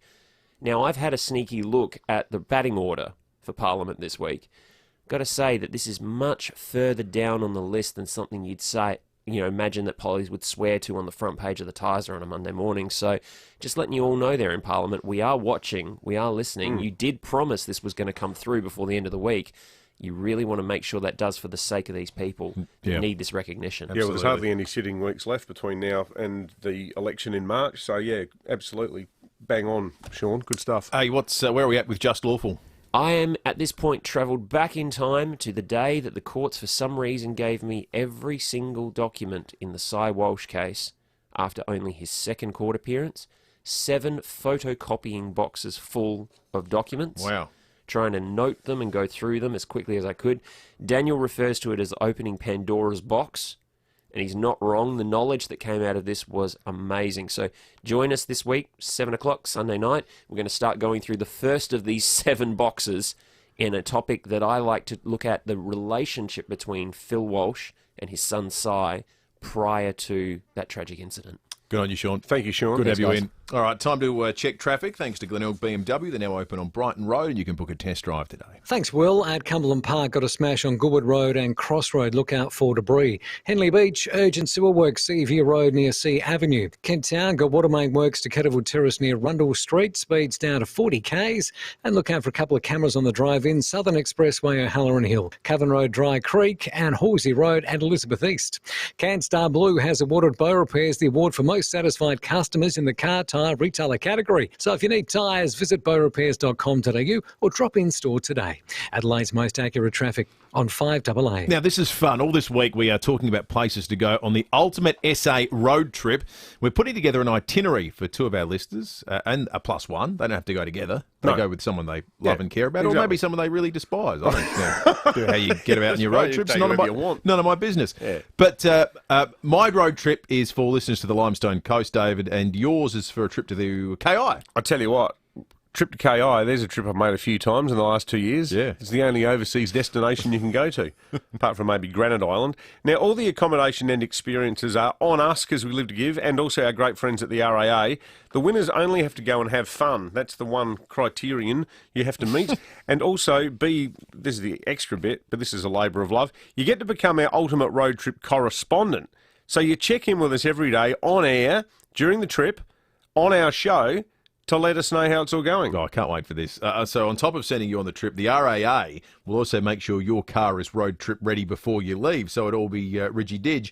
The RAA's motoring experts will make sure your road service is up to date, your tyres are roadworthy, your battery's humming along, and all the car stuff is needed before you go and do the fun stuff. And speaking of the fun stuff, let's get to today's itinerary. Kangaroo Island's home to some amazing wildlife, and I'll be sending the winner of the Dave road trip on the KI Ocean Safari. Now, we did this when we were over there last year, Will. We saw dolphins everywhere, all sorts of exciting seabirds. They take you out and you can marvel as the dolphins swim up to your boat. Try doing that in the Limestone Coast. Okay, well, there's other things you can do that are excellent on the fantastic Limestone Coast. You'll be headed to one of the best seaside towns, not just on the coast, not just in South Australia, but in fact one of the best towns, I think, in the entire country. Beautiful Robe. You'll be staying in Robe House, built back in 1847. The first building that was actually ever built in Robe. And from there, you'll be able to enjoy everything that wonderful seaside town has to offer. So before you take your ultimate SA road trip, let RAA take care of the car stuff. Did you know that Australia has the world's largest rock? And it's not Uluru. It's actually Mount Augustus in WA, and it's twice the size of Uluru. true. And did you know that Automasters is one of Australia's fastest growing automotive service and repair groups, with over 75 branches across Queensland, South Australia and WA? Also true. So switch and save on logbook servicing, repairs, brakes, aircon and more. Call 1300 Automasters. Great service guaranteed. It isn't waste until you waste it. That's the catch cry from an amazing company called Eco Waste Solutions. Eco Waste Solutions is a hard waste recycling facility, not a dump, located at Williston. They'll take everything except hazardous waste and food scraps. They'll take your waste bricks, your mattresses, tyres, soil, timber, steel, concrete and more. Plus, if you pre-sort your load, you receive a 50% discount on disposal fees. Google Eco Waste Solutions Williston for more. I'm Kathy Nagel, the Chief Executive of Western Hospital Henley Beach. Are you looking for a unique healthcare hub to cater for a wide range of your medical needs? Look no further. Western Hospital offers a myriad of services, from GPs to radiology, pathology, and a range of specialists operating within the hospital. So why travel to different locations for your care? Western Hospital, your hospital that cares. For more information, visit westernhospital.com.au. Did you know that the Reject Shop has your grocery essentials at Australia's cheapest prices? Including 500 gram Beyondy assorted pasta, only 50 cents each. For the cheapest snacks and groceries, it's got to be the Reject Shop, where we guarantee cheapest prices every day. Hey, it's Callum for Edwardstown Mazda. Buying a demo is always a great way to get behind the wheel of an almost new Mazda. And believe me, there's plenty of demos to choose from at Edwardstown Mazda, including Mazda 3, CX-5 and BT50. And they're all ready to take home right now. Let Edwardstown Mazda help you personalise your Mazda. You'll love the team. Just call into 862 South Road. Or visit edwardstownmazda.com.au. LMVD 207 428. So now you know about the world's largest rock. You also know how to switch and save with Automasters. Logbook servicing, repairs, brakes, aircon and more. Call 1300 Automasters. Great service guaranteed. 5AA Breakfast is streaming live right now. To watch, simply head online to 5AA Facebook or search 5AA on YouTube. Gliderol Garage Doors, adding strength, safety and style to South Australian homes for over 40 years. Gliderol.com.au. You're listening to 5AA Breakfast. David Penberthy and Will Goodings. 9 minutes to 8. Police Commissioner Grant Stevens coming up after 8:30. John Blake in a moment. But first, let's talk about the weather, because Amelia's had a dry spell of not being able, quite literally not a dry spell in terms of the weather, but in terms of talking about nice weather days. Amelia might have one today, though. Yeah, no, we've got some lovely weather ahead. Thank you. Not entirely a dry spell this week, though. Totally inappropriate phrase to have used. Couldn't have used it more wrongly. No. Well, yeah, I guess. I don't know. We've got a bit of cloud around today, but it's much warmer, 26 degrees the forecast top.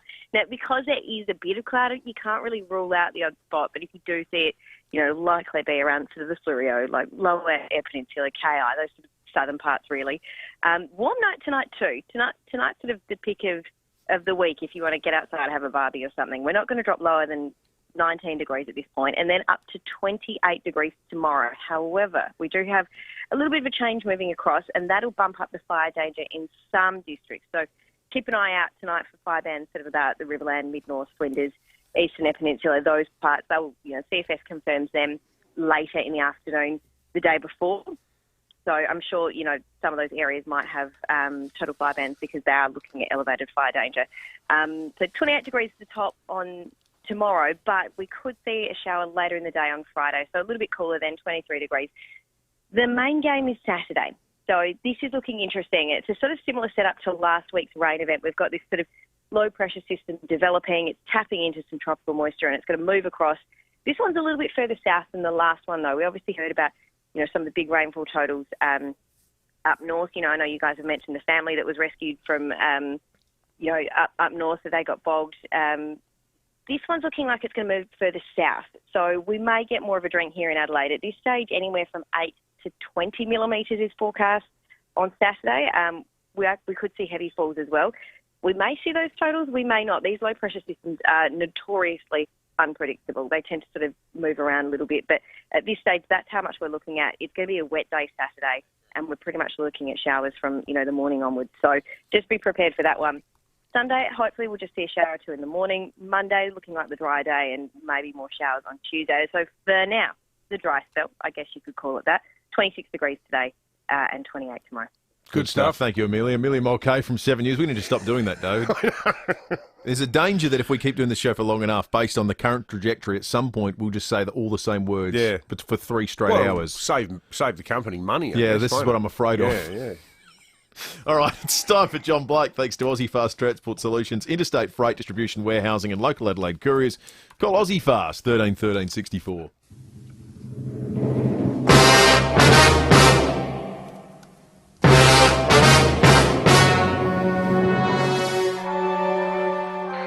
Car 18, be on the lookout for a crew of hardened lawbreakers.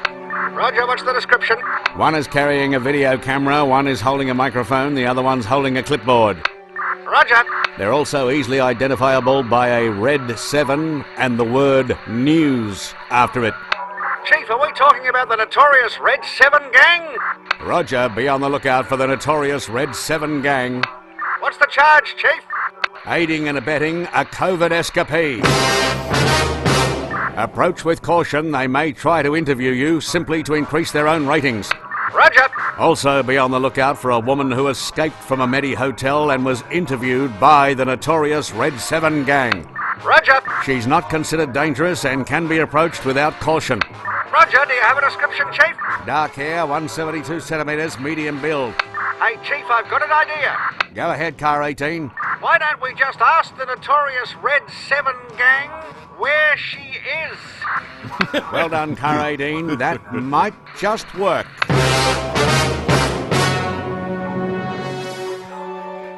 Hey, Chief. Go ahead, Car 18. Why are the notorious Red 7 gang with the word news after the 7 so much better at finding escape people than we are? Shut up, Car 18. Roger.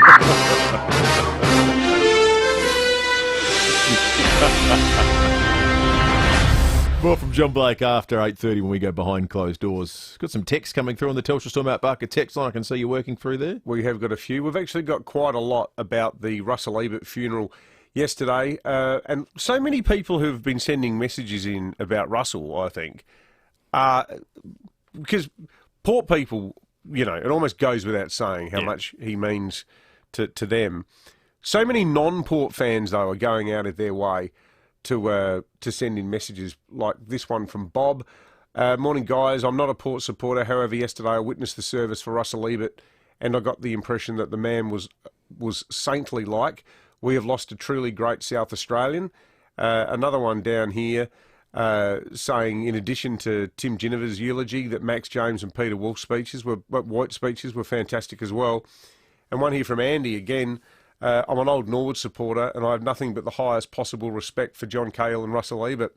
I was talking to Sue Dewing a few days ago, the CEO of Sturt, and she told me that a couple of years ago, when the anniversary of the 1974 Premiership, 76 Premiership, they invited Russell to a special lunch at the Sturt Football Club, which was a reunion for all the players from that year. Yeah. And she put a little handwritten note saying, "We're inviting you out of politeness. This is probably the last thing you would ever want to attend." And he went. Oh, wow. And he sat there and he was talking to all the other players, Baggy and the rest of them, and she just said he was just the world's nicest bloke. Yeah, he absolutely was. To go to a lunch celebrating a grand final that you lost. Well, it's probably a novelty because he won a few. Yeah, well, that's true. I'll never forget the phone call I got from Scotty Hodges about an hour after the 2017 grand final when he goes, "Oh, mate, just checking in to see how you're going," because he knew I was in Melbourne. And he said, "Nothing hurts like losing the grand final." And I went, "Actually, mate, just out of interest, how the hell would you know?" He played in 8, he won 8. Yeah. He's heard it's really... 8 from 8. He heard it sucks. Yeah, that's right. 5AA News is on the way. We'll be back shortly. Nothing beats that new car experience, and you'll still be feeling it long after you drive away in a new Corolla Hybrid from Jarvis Toyota. It's the iconic hatch, redefined with a 1.8-litre 90-kilowatt hybrid engine. It's already netted a bunch of awards with its game-changing sporty styling. The Corolla Hybrid is definitely made for fun. Rediscover the road in the all-new Toyota Corolla Hybrid at Jarvis Toyota, South Road, Clovelly Park. Proudly celebrating 20 years of great deals. Peter Shearer Menswear is the brand with the brands. For more than 50 years, our experience has put us ahead of the latest fashion trends. And as the largest independently owned menswear brand in South Australia, we'll match any genuine price on identical items. But most importantly, our staff are helpful and understand all body shapes are unique. The Peter Shearer Menswear commitment to ensuring customer satisfaction means we give right and honest advice. Always. Peter Shearer Menswear, Rundle Mall, Glenelg, Mount Barker, Gawler and online. Building amazing homes is important to Beechwood Homes, and so is the environment. So when you build with Beechwood, you're building a better environment for our kids and grandkids. Around 70% of scrap materials from every Beechwood home is recycled. Bricks, rubble, timber, gyprock and steel, none of it goes to landfill. It's all sorted and recycled. So life really is good. It's even better in a Beechwood home. Take a look at the stunning Beechwood display home in Blackwood Park. G'day, Tom Rehn here. Greyhounds love to run, and Greyhound fans love Thursday nights at Angle Park. For top Greyhound racing, a great family atmosphere and the amazing food, Chase's Restaurant is offering a full a la carte menu to ensure you have a fantastic night out. Chips, wedges, through to classics like burgers, fish and chips, schnitties and steaks. Yum! Grab the whole family and get to the park to watch those dogs go. Every Thursday night at Angle Park Greyhounds. The Nissan Juke comes with Apple CarPlay and a 5-year warranty as standard. Plus, low weekly repayments when you finance with Nissan Future Value. Contact your Nissan dealer today. Approved private Nabian applicants only. T's and C's apply. Have you scraped or dented your caravan?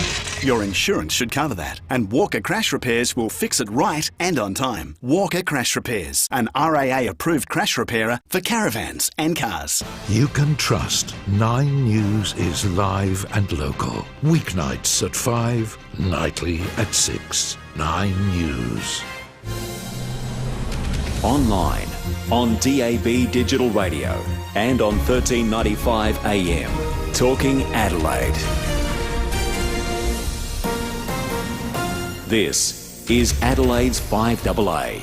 Partly cloudy, 26 today with the 8 o'clock news. I'm Mel Usher. Physio Extra hands-on physio at 6 locations. Even more convenient now with online bookings at physioextra.com. With just 39 sleeps until Christmas, the Shop Workers Union says workers and businesses cannot be left in limbo any longer. Union members will be at Parliament House today, urging state MPs to ensure the bill to make Christmas Day a public holiday passes through the lower house. If December 5 isn't declared a public holiday, thousands of workers in retail, fast food, nursing homes, disability care and hospitality who work on that day won't be paid public holiday penalty rates. Education officials support a no jab, no work mandate announced by the state government. It applies to all government and private schools, as well as early childhood providers. Staff and volunteers must have had at least one dose of a COVID vaccine by the end of the term on December 10 and be fully vaxxed by the start of the new year. Lara Holding from the Education Union has told David and Will they know there could be a small number who refuse. So those will be leave arrangements from the start of next year. What happens into the longer term, that's yet to become clear to us, but we'll be having discussions with government about that. A man was punched during a service station robbery in the early hours of this morning. The outlet on North East Road at Hillcrest was targeted shortly before 1:30 by 3 youths. The group got away with food and drink. The hunt for the trio continues. A suspicious house fire at Christie's Beach is under investigation. Nicole Ely from the MFS says the blaze broke out on Hunt Crescent around 7 last night. 18 MFS firefighters from 5 appliances, supported by CFS firefighters from 1 appliance, responded to a 000 call reporting a well-involved fire on the second floor of a 2-storey vacant home. The damage bill has been put at $100,000. Updated guidelines have been released to protect Australian universities from foreign interference. Institutions are being advised to consider the risks of governance, knowledge sharing, management and cyber security in the new academic year. The initial guidelines were first released in 2019. Families and victims of the Bourke Street terror attack in 2018, which left a much-loved Victorian restaurateur dying on the footpath, are suing the police. Nine's Dennis O'Kane is in Melbourne. Sisto Malaspina was walking along Bourke Street in November 2018 when he was stabbed in the chest by 30-year-old ISIS sympathiser Hassan Khalif Shah Ali. Moments before, Shah Ali blew up his ute before going on a stabbing frenzy. The 74-year-old owner of Pellegrini's died on the footpath in the arms of a stranger.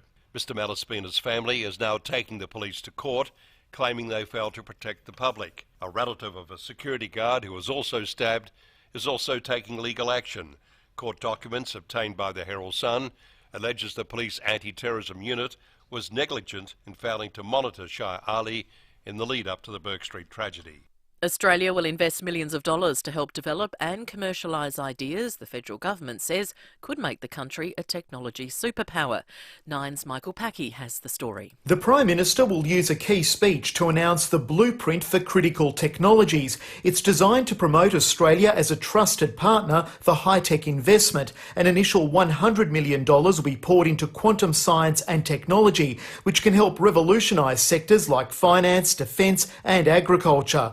Work will also be done on advanced communications like 6G, artificial intelligence and low-emission fuels. The cyber push is expected to deliver a $4 billion economic boost and create 16,000 jobs by 2040.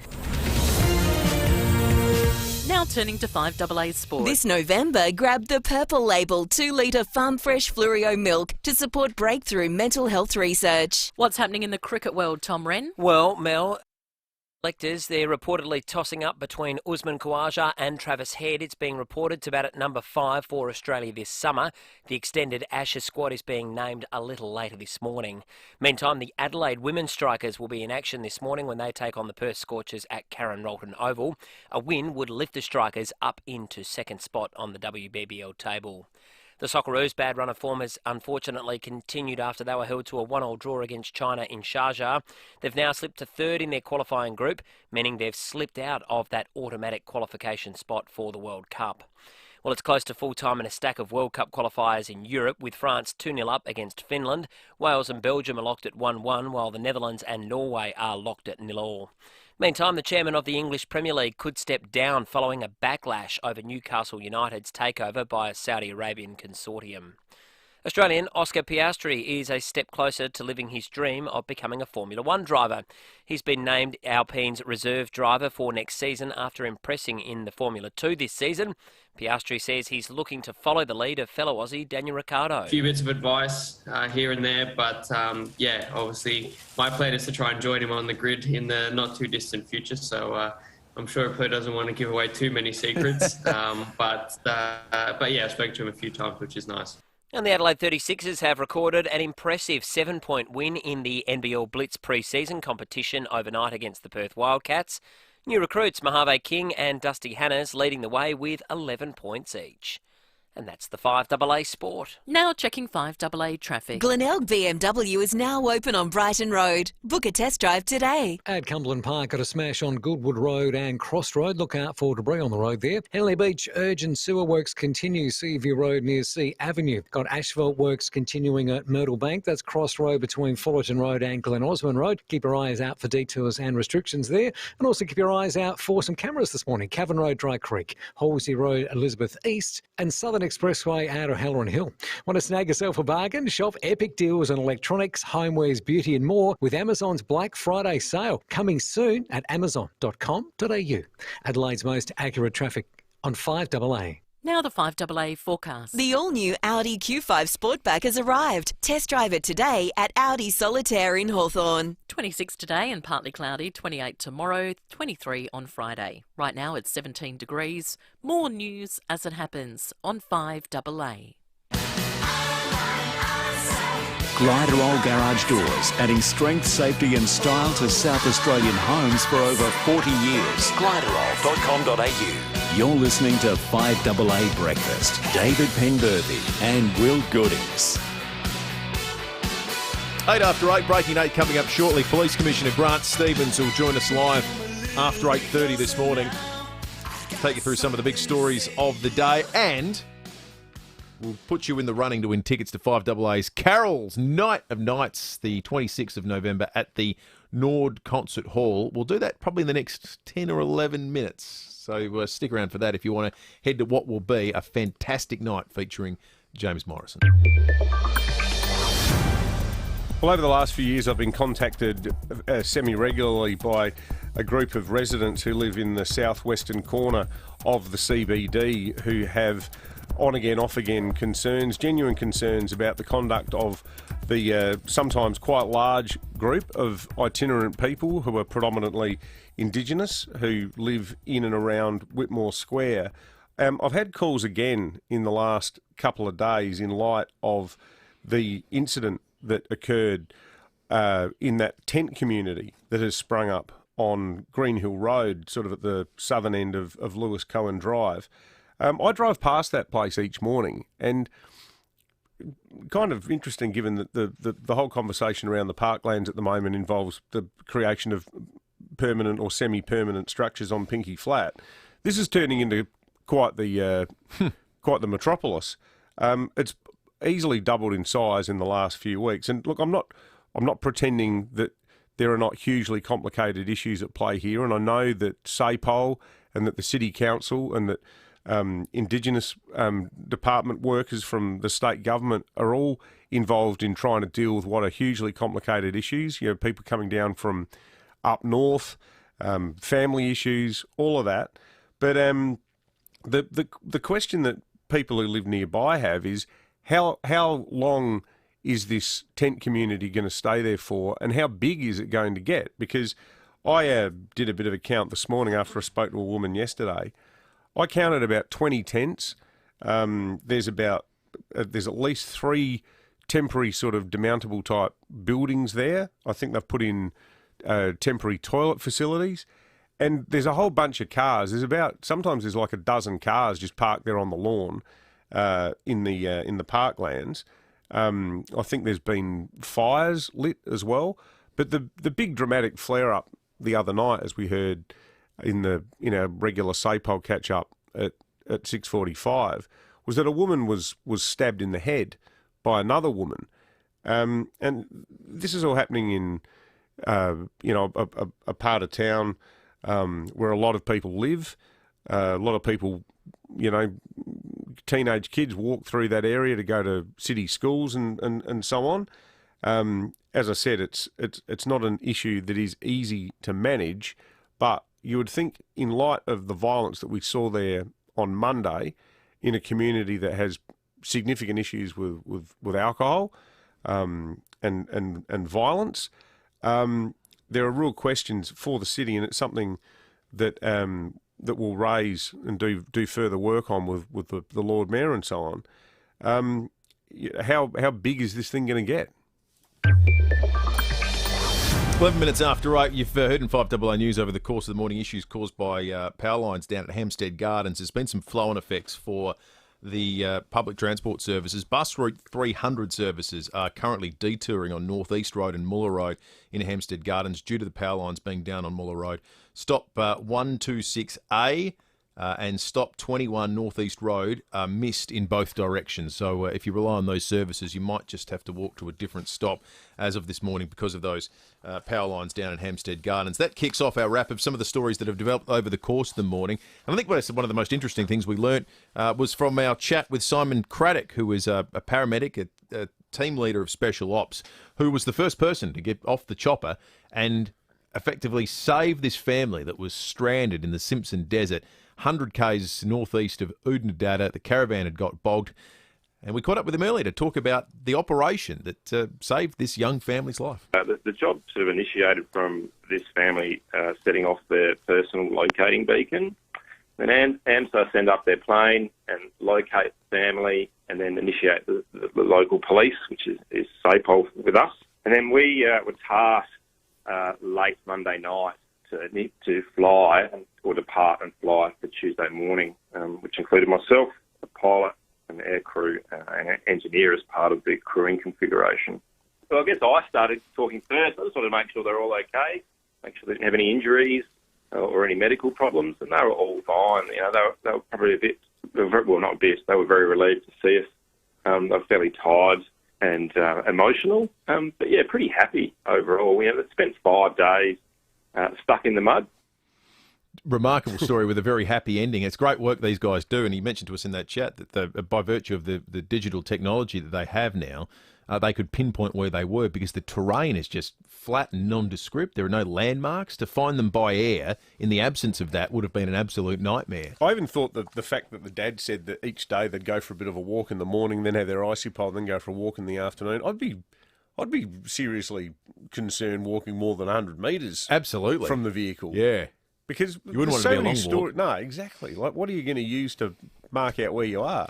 That's technology being used for a positive purpose. Not so sure it is in this case. Moscow's Ministry of Defence has said in a statement it had successfully conducted a test targeting a now defunct Russian satellite that's been in orbit since 1982.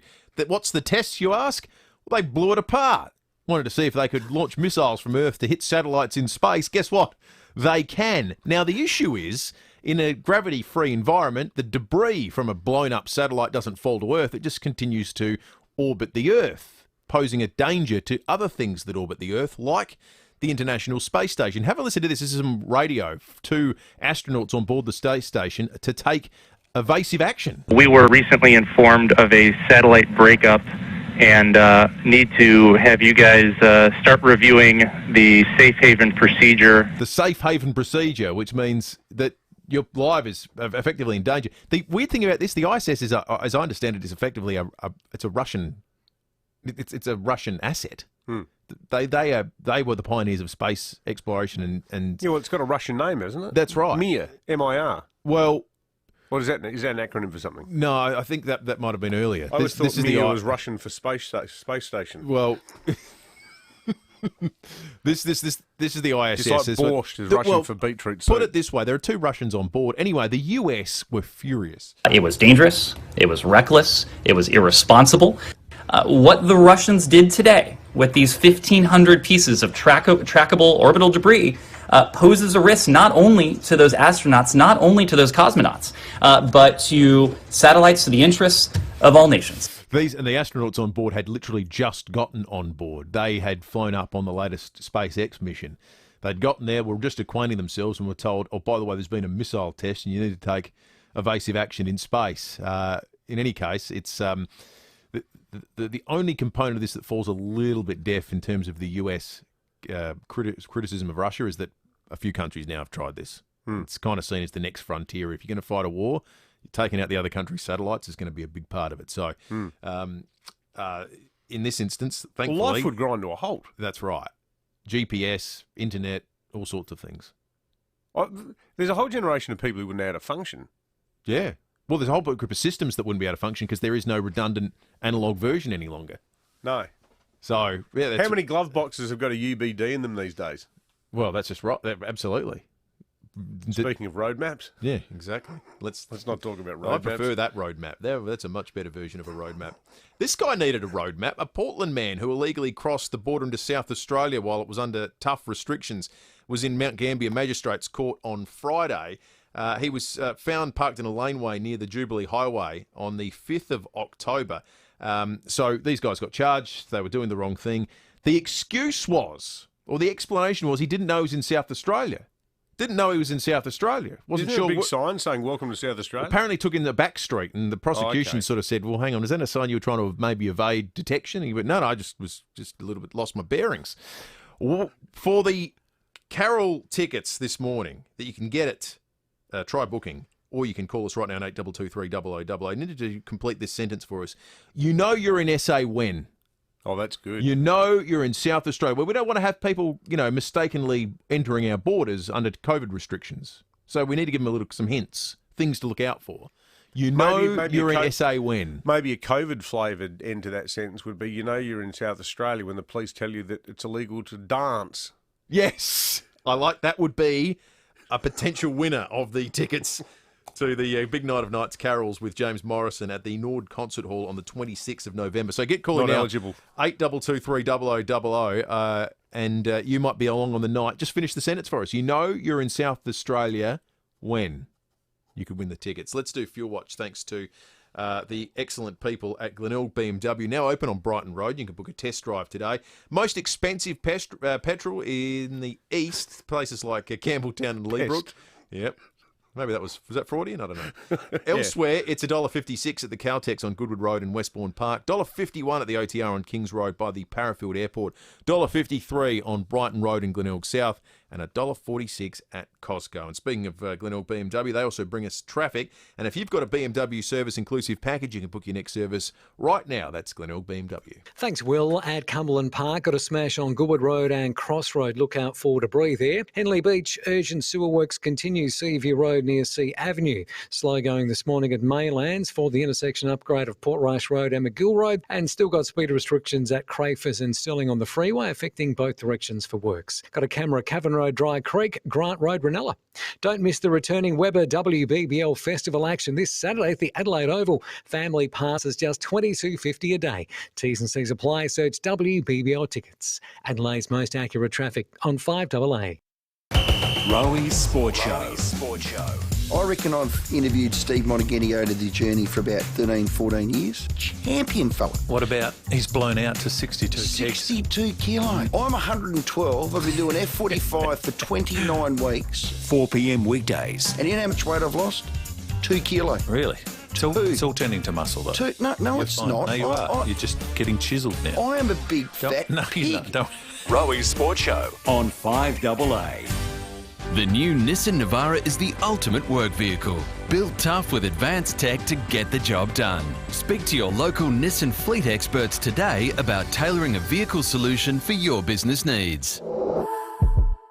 At Swan Security, we've been keeping Australian homes safe for over 30 years, and we're #1 for do-it-yourself CCTV and video security. Swan has a complete lineup from wireless cameras and doorbells to complete multi-camera wide systems, all viewable and controllable from your mobile phone. And you can see the complete range of Swan's smart home security products now at Bunnings Warehouse. So turn your home sweet home into a home safe home with Swan Security from Bunnings Warehouse. Start building now, and you could be living the life many envy at the 19th. Choose your architecturally designed 2, 3 or 4 bedroom luxury home package now from just $730K. The 19th at West offers an incredible lifestyle. Explore West's green pathways by foot or bike, sail or paddle on the iconic lake, swim at Grange Beach, or play around at the Grange Golf Club. It's all yours from just $730K, but you'd better be quick. Visit the19thwest.com.au today.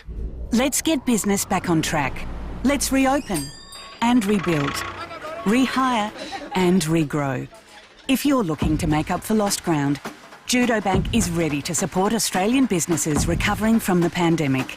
So whatever your business is longing to get back to, talk to your broker or a Judo banker about an SME recovery loan today. Judo Bank, boldly backing business. Eligibility criteria, fees, charges and terms and conditions apply. Visit judo.bank. When it comes to finding the best workmate for your business, Toyota Forklifts take the crown. And right now it's our ultimate year-end event. Buy any new Toyota material handling forklift, including pallet jacks, stackers, or market-leading Toyota counterbalance forklifts, and you could win one of 2 new Toyota Hilux workmates. Visit toyotamaterialhandling.com.au and become workmates with the world's #1 forklift brand. T's and C's apply. SA licence number T21/1273. You can trust 9 News is live and local. Weeknights at 5, nightly at 6. 9 News. Gliderol Garage Doors, adding strength, safety and style to South Australian homes for over 40 years. Gliderol.com.au. You're listening to 5AA Breakfast. David Penberthy and Will Goodings. 22 minutes after 8, our news wrap this morning featured a couple that got done entering South Australia when we had tough COVID restrictions illegally.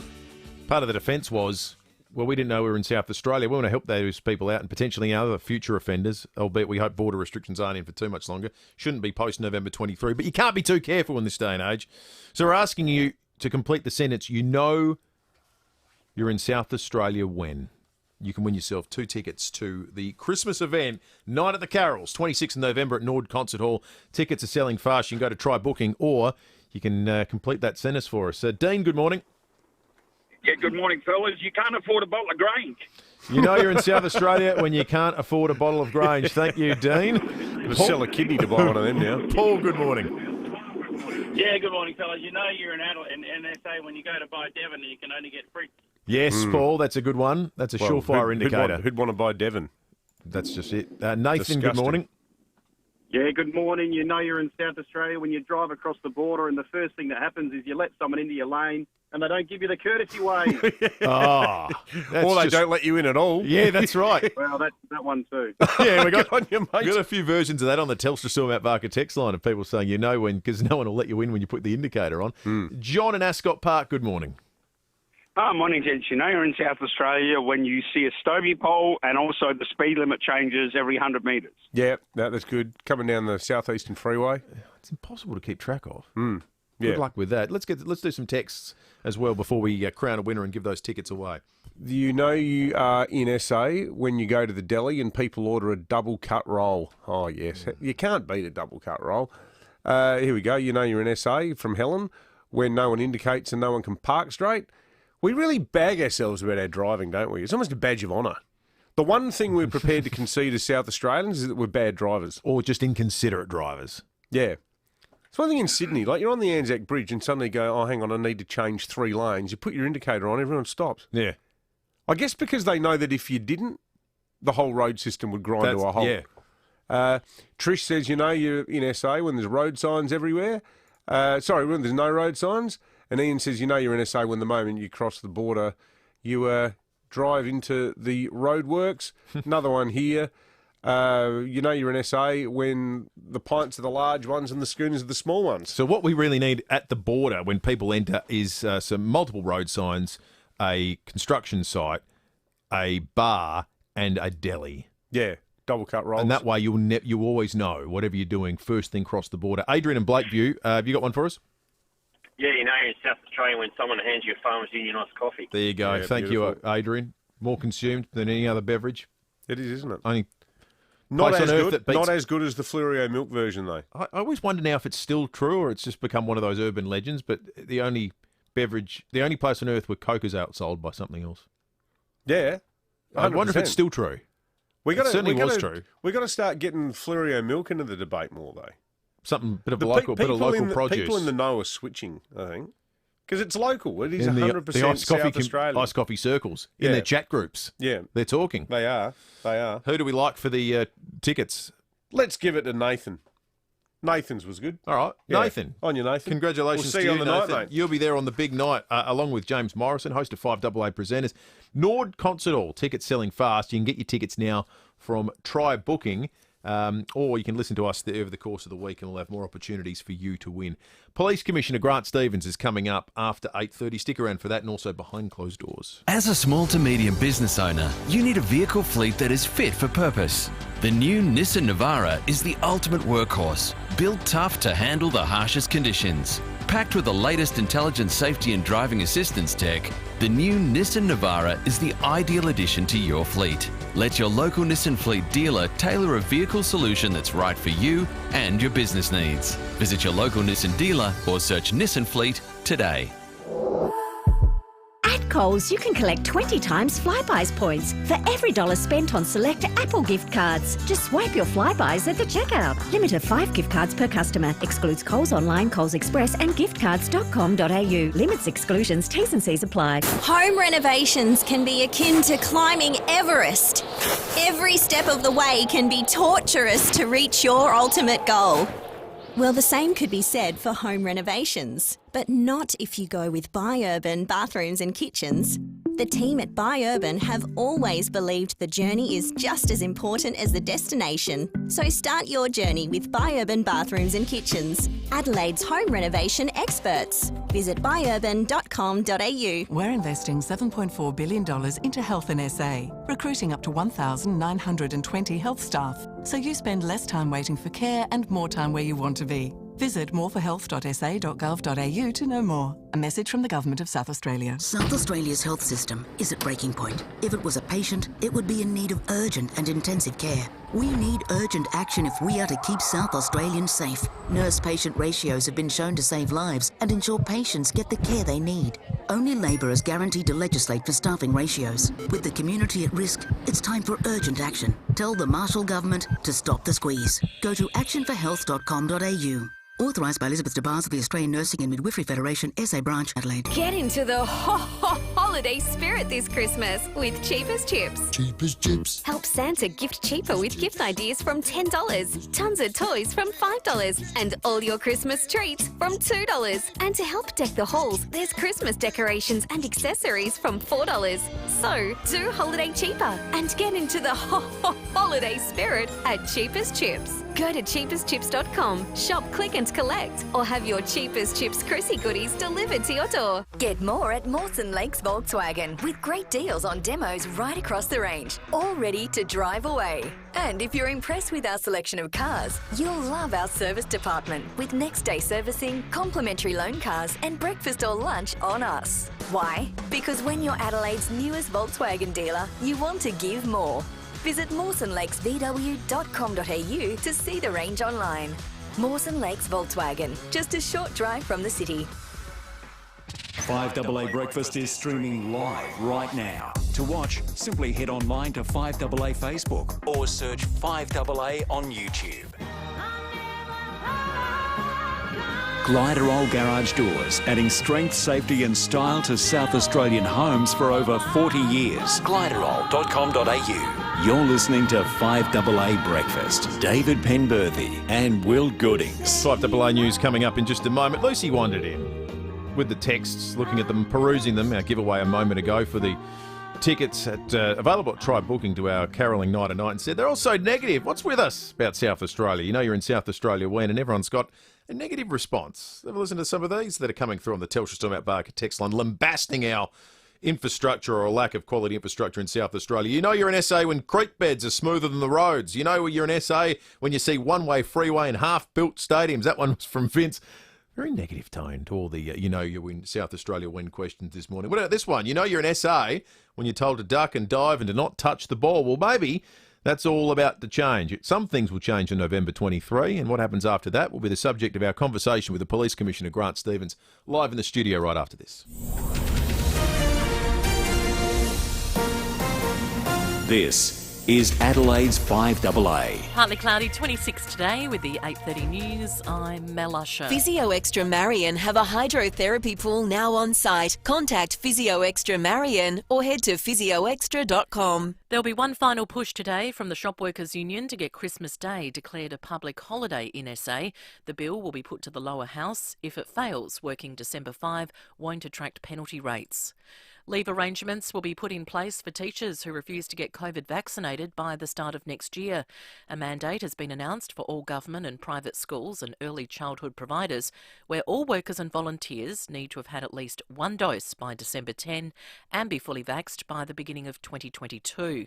Lara Holding from the Education Union has told David and Will they don't expect a huge pushback. We've been encouraging our eligible members to get vaccinated right throughout this year. It's a matter of now looking at the industrial implications of the emergency directions that were issued yesterday and considering what that means for members and working conditions. A Perth family stranded in the Simpson Desert for 5 days has spent the night in Cooper Pedy after being winched to safety yesterday. They became bogged on Friday during a cross-country holiday, but heavy rain and flooding in the area hindered rescue efforts. Paramedic Simon Craddock was involved in the rescue and says the family of 4 were in pretty good spirits. I'm fairly tired and emotional, but yeah, pretty happy overall. We spent 5 days stuck in the mud, but really they were well prepared. A console operator at a Hillcrest service station has been punched in the face during a robbery.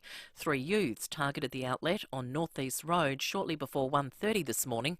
Senior Constable Kate Dawson says they stole food and drinks. The group, who consisted of 2 boys and a girl, left on foot and they were last seen running off along North East Road. Patrols attended the area and searched, but we haven't located that group yet, and investigations are ongoing.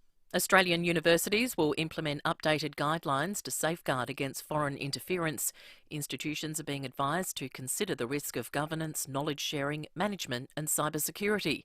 The initial guidelines were released by the federal government in 2019, but Home Affairs Minister Karen Andrews says the threat of foreign actors is evolving. We need to be very mindful of the risks of foreign interference. I mean, we know that our universities are very attractive targets for foreign spies. That has not changed, and if anything, that's likely to increase over time. Kidney failure is having a bigger impact on the life expectancy of women than it does on men. An Australian study has found a significant difference in premature death between men and women with kidney disease. Lead researcher Dr Nicole De La Mata says it's difficult to tell why that is. I think it highlights the need for more work into looking at the reasons why this can be. It could be due to biological reasons, or it could be how women are accessing healthcare and services. Princess Charlene of Monaco will not attend National Day celebrations on Friday due to ill health. The 43-year-old only recently returned to the Principality after several months in her native South Africa. Now turning to 5AA Sport. This November, grab the Purple Label 2-litre Farm Fresh Fluorio milk to support breakthrough mental health research. It's over to Tom Rehn. Thank you, Mel. The Socceroos World Cup qualifying campaign is threatening to stall after being held to a 1-1 draw against China. The result means they've now only registered 2 points from their past 3 matches. They won't play again until the new year, and Coach Graham Arnold told Channel 10 that might be a good thing. You know, as long as they go back to their clubs and get match minutes, and the one positive probably is that the A-League is finally starting, and you know, some of the Australian boys will be fit for selection this time. Plenty of World Cup qualifiers this morning in Europe too. The Netherlands scoring twice very late on to secure its spot with a 2-0 win against Norway. A 1-1 draw was enough to Belgium to secure top spot against Wales, while France also breezed through with a 2-0 win against Finland. Meantime, Matilda's star Sam Kerr has signed a new 2-year contract with Chelsea. She scored 39 goals in 47 games since joining the side in 2019. Let's go to tennis. Russia's Daniil Medvedev has all but secured his place in the last 4 at the ATP finals with a 3-set win over Alexander Zverev. The defending champion has won their last 5 encounters but says that counts for little on the court. I'm just happy that I managed against such a strong opponent, especially this year. He has so many victories, so I'm happy that I managed, to have the edge in 3 meetings we had this year. The semis are underway meantime at the WTA finals. Garbiñe Muguruza has just beaten fellow Spaniard Paula Badoza in straight sets. Next up, it's Annette Kontaveit up against Maria Sakkari. And one game in the NFL to wrap up Week 10 yesterday, with the San Francisco 49ers upsetting the LA Rams 31-10. And that's the 5AA Sport. Now checking 5AA traffic. Do you have an existing BMW service inclusive package? You can book your next service at Glenelg BMW. At Cumberland Park, got a smash on Goodwood Road and Cross Road. Look out for debris on the road. Henley Beach, urgent civil works, Seaview Road near Sea Avenue. Kent Town, water main works continued to Ketterville Terrace near Rundle Street. Speeds down to 40 k's. And we've got cameras Grant Road, Ranella, Phillip Highway, Elizabeth South, and Port Wakefield Road at Waterloo Corner. Renovating? Check out Australia's biggest range of tiles at Beaumont Tiles, Grove Street. Now open every Sunday. And Beaumont's Red Hot Clearance Centre also open Sundays, South Road at Richmond. Adelaide's most accurate traffic on 5AA. Now the 5AA forecast. The all-new Audi Q5 Sportback has arrived. Test drive it today at Audi Solitaire in Hawthorn. 26 for your Wednesday and partly cloudy tomorrow 28, Friday a possible shower 23. Right now it's 18 degrees. More news as it happens on 5AA. Gliderol Garage Doors, adding strength, safety and style to South Australian homes for over 40 years. Gliderol.com.au. You're listening to 5AA Breakfast. David Penberthy and Will Goodings. 23 minutes to 9. The Police Commissioner, Grant Stevens, live in the 5AA Breakfast studio. You can watch along too on the 5AA Facebook and YouTube live streams. Commissioner, good morning to you. Good morning. Thanks for coming in, Commissioner. Now, you didn't write the roadmap, but as the guy who's got the ultimate say, you did authorise it, written and authorised by G. Stevens, Angus Street. Well, that's probably a stretch.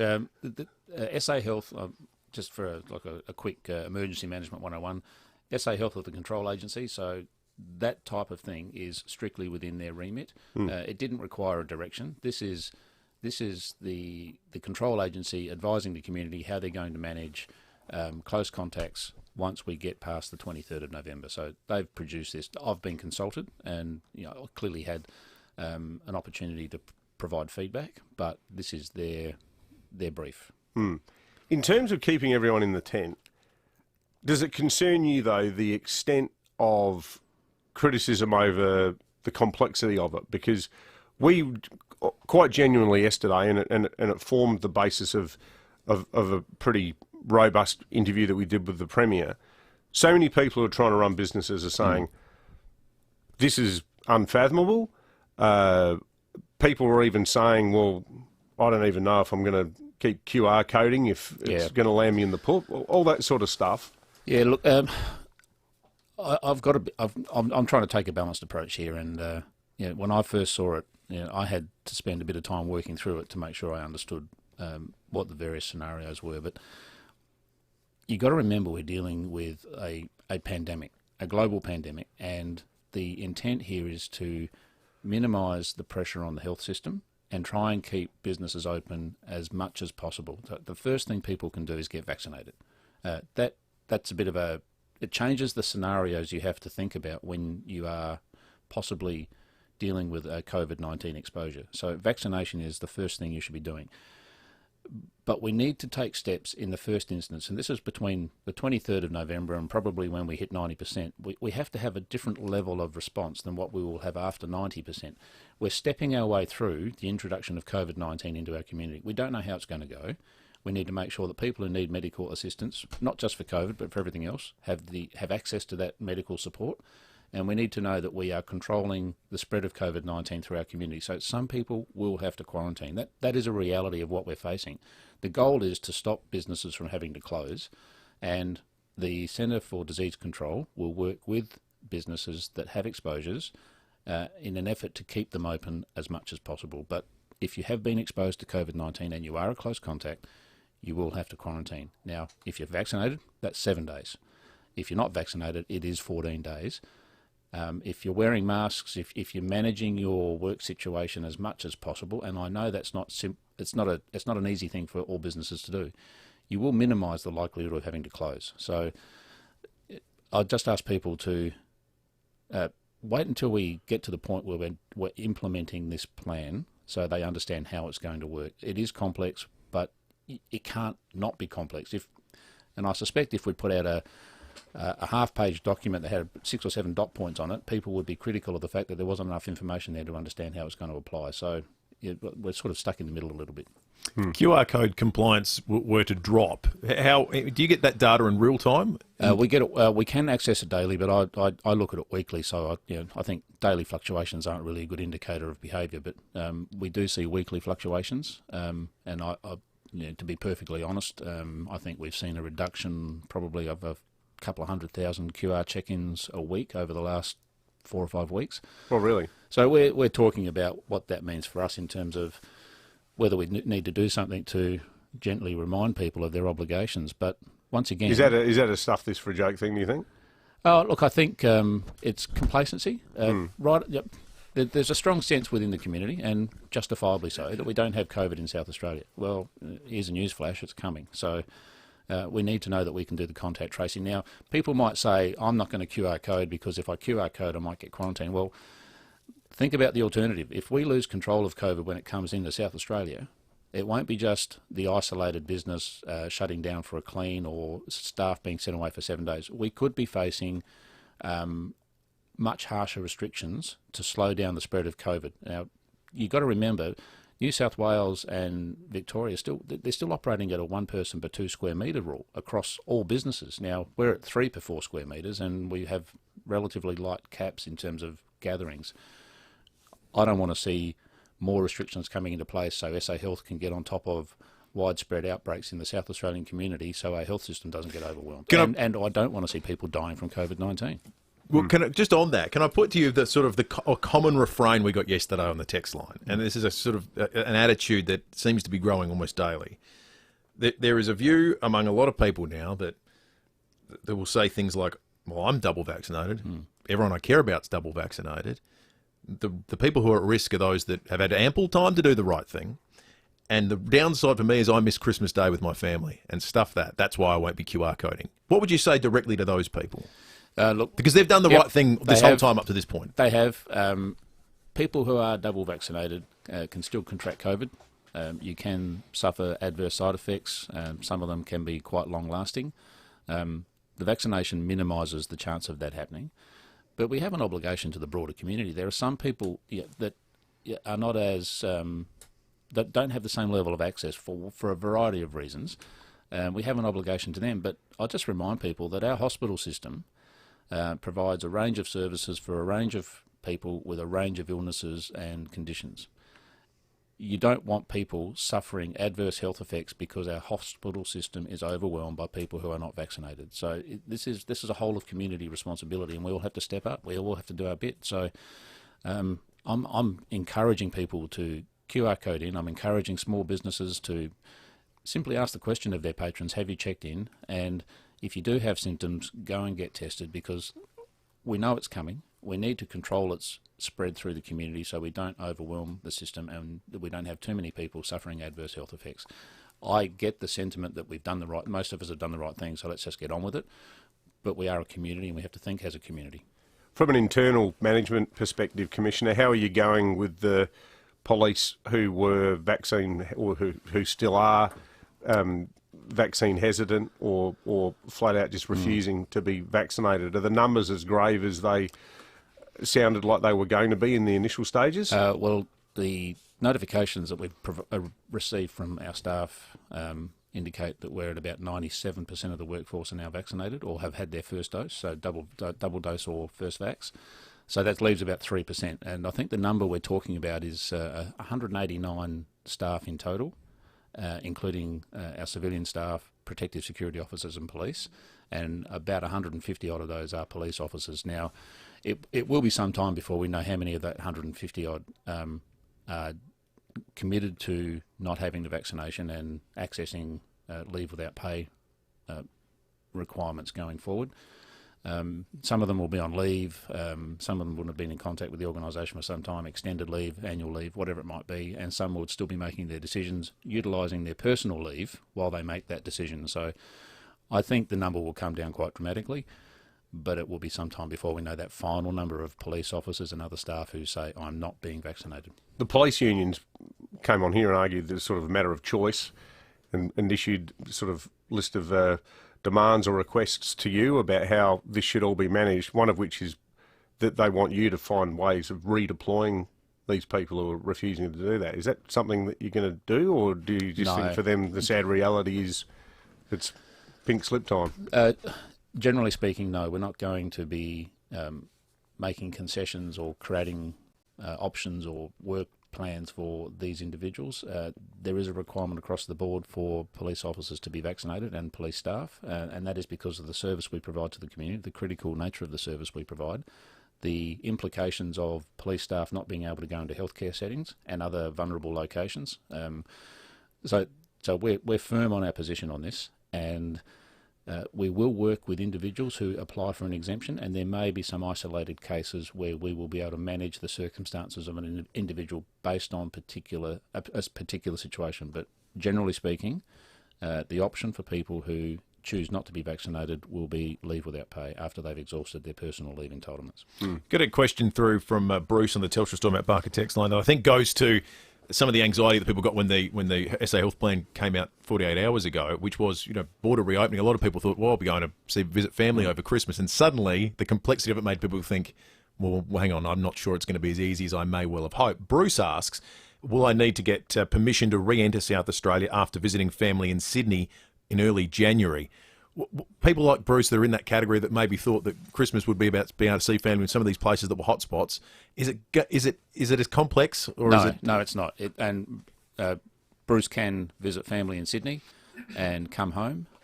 There may be a requirement you will have to do the entry into SA log on, which will automatically approve your return. But it's about keeping track of who's in and out. So if there is an outbreak, we can make contact with those people. There may be a requirement to the new app will have some health checking, symptom checking reminders, so you might get those. You might be required to test on returning to Adelaide, but that will be about it. In some extreme circumstances, you'll have to quarantine for 7 days if you're vaccinated because of where you've been, but that's very remote. So I'm pretty confident that people will be able to travel in and out of Adelaide pretty well unencumbered. Commissioner Grant Stevens, always great to catch up. Thanks for coming in. No worries, thanks. All right, let's check traffic thanks to Glenelg BMW. If you've got a BMW service inclusive package, you can book your next service at Glenelg BMW. At Ridleyton, got a breakdown on the north-south motorway near Port Road. At Broadview, got another breakdown. This one's on Hampstead Road near Taunton Road. Cumberland Park got delays after a smash. Goodwood Road and Cross Road. Look out for debris on the road. And Middlebank got asphalt works continuing Cross Road between Fullerton Road and Glen Osmond Road. Keep your eyes out for detours and restrictions in place.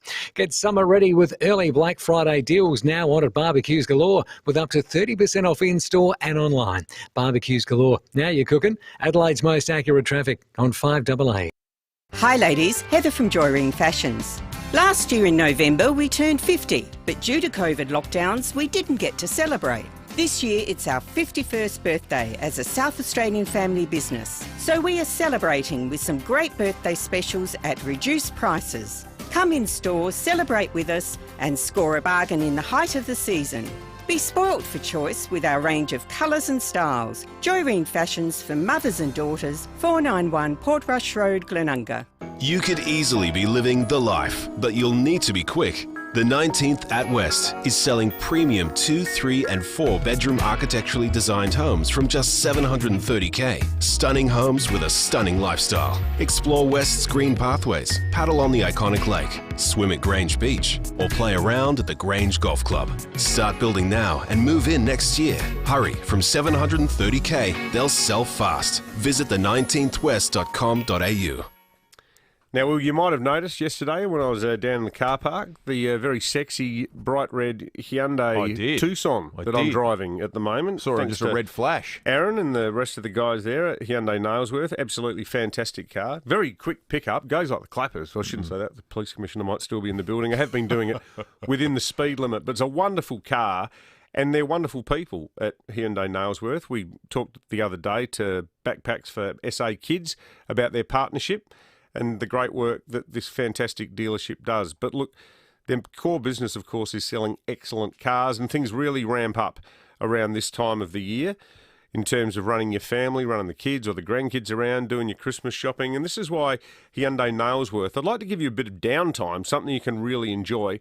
They call it your life experience. So what will your life experience choice be? They've got this wall. You can take your pick when you buy a new car. You can opt for adventure, family fun, a romantic getaway, health and wellness treatment. And these are like genuinely like high-end prizes for people who are sensible enough to buy a car from Hyundai Nailsworth. Buy any i30, Venue, Tucson, Palisade, which is another one I've driven, or the Santa Fe, and choose your personal life experience. Only available at Hyundai Nailsworth, home of the Life Drive, 147 Main North Road, Nailsworth. Some T's and C's apply. In life, there are those that say they'll do and those that actually do. Some insurers don't offer free roadside assist for a year when you buy a new comprehensive car insurance policy. But Amy does. So instead of being stranded on the side of the road, in the pouring rain, we'll get you out of the storm and back on the road. It's a no-brainer. Go with the doers. Amy does. Lucky. T's and C's apply. Before buying insurance issued by Amy, read the PDS. The TMD is also available. Visit amy.com.au for a copy. Sleeping Duck is a mattress startup that gives you confidence you're getting value and quality. It's won a ton of awards because it's all about getting it right for you, without paying too much, or getting stuck with something you don't like from a store. Check it out at sleepingduck.com. You can trust 9 News is live and local. Weeknights at 5, nightly at 6. 9 News.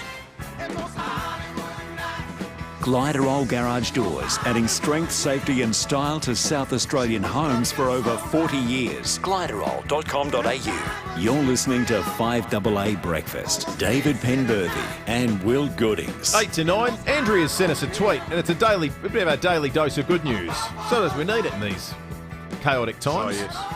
Lovely story. She says she spent the last 2 days in Tintinara, Padthaway, Keith. Lucky you, Andrew. Nice part of South Australia. Last night, after a long drive home, realised I left my laptop at Keith Area School. Andrew says, already today it's been found and arranged a teacher attending training to bring it to Adelaide. So some How good awesome is Samaritan that? said, I'll bring it down to you. Good on them. And Driving to good on Keith and you, back Andrea. to pick up your laptop's a bit of a hike, isn't it? Oh, How far is it would Keith? Was it 2 be. hours away? We just, I'll do a quick check. To, Probably more to than do a pick up and turnaround, that'd be a nightmare. So good, like to hear that, Andrea. Anytime you hear some good news or a 2 story hours. of people doing good things. In fact, I'll tell you what, Andrea, we don't know who the 2.5. teacher is, but we'll nominate them for our Hero of the Week. Every Yeah. Tuesday morning, we nominate Heroes of the Week just before 7 o'clock for some good news. So What about this? we'll Feel put the love teacher between in. us and the teachers today. Oh, we love the teachers. Love the AEU. I've got a sister and a What sister-in-law about who are that? teachers. I have to. Yeah, I know. That was a turn up for the books. That was wasn't a smoothing of relations after the troubles of last year. It just proves. It proves that anything's possible. Yep, that's right. Feel the love. All right, let's go behind closed doors. Thanks to Aussie Fast Transport Solutions, Interstate Freight Distribution, Warehousing and local Adelaide couriers. Call Aussie Fast 13 13 64. And when we get behind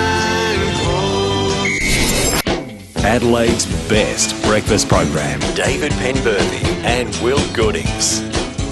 And welcome back to 5AA Breakfast. And David Penberthy, welcome back to you too. Yeah, g'day, Will. How you going? Oh, really well, David. Just in time for Christmas. Yes, and if you want to be a member of the choir on 5AA's big night at the carols, what is the collective noun for a group of carolers? That'd be chorists. Really? I think so, yeah, chorists. Yeah, not sure about that.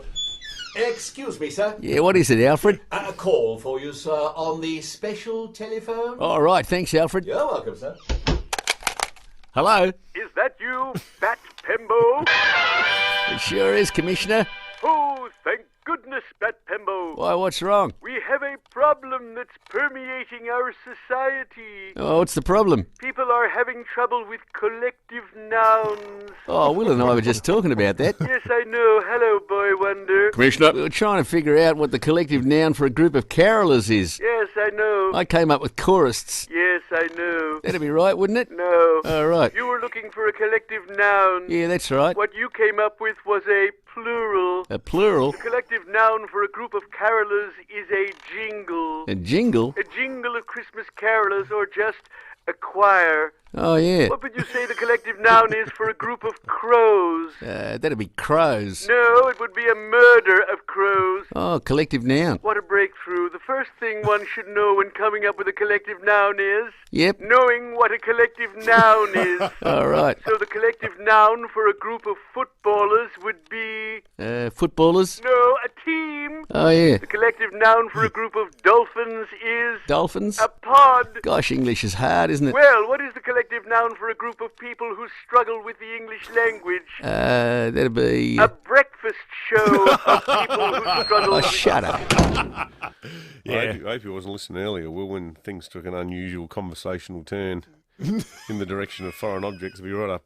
Hey, Right, I the Commissioner's thought alley. it was a serious conversation about injections and drips, and I can't help it if people have juvenile senses of humour. Get your minds out of the gutter. Exactly right. Yes. There's no accounting for taste, as No. they say. Well, I don't know. Just me and the listeners all automatically drew the exact same conclusion.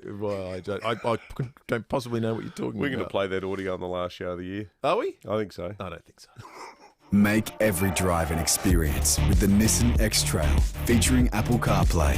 And get Nissan Connect included when you finance with Nissan Future Value. Nissan Experience X-Trail. Approved private and ABN applicants. T's and C's apply. From the fields up north to the oceans west, SA's where Christmas tastes the best. It could be the Lenswood cherries or Spencer Gulf prawns that bring you cheer.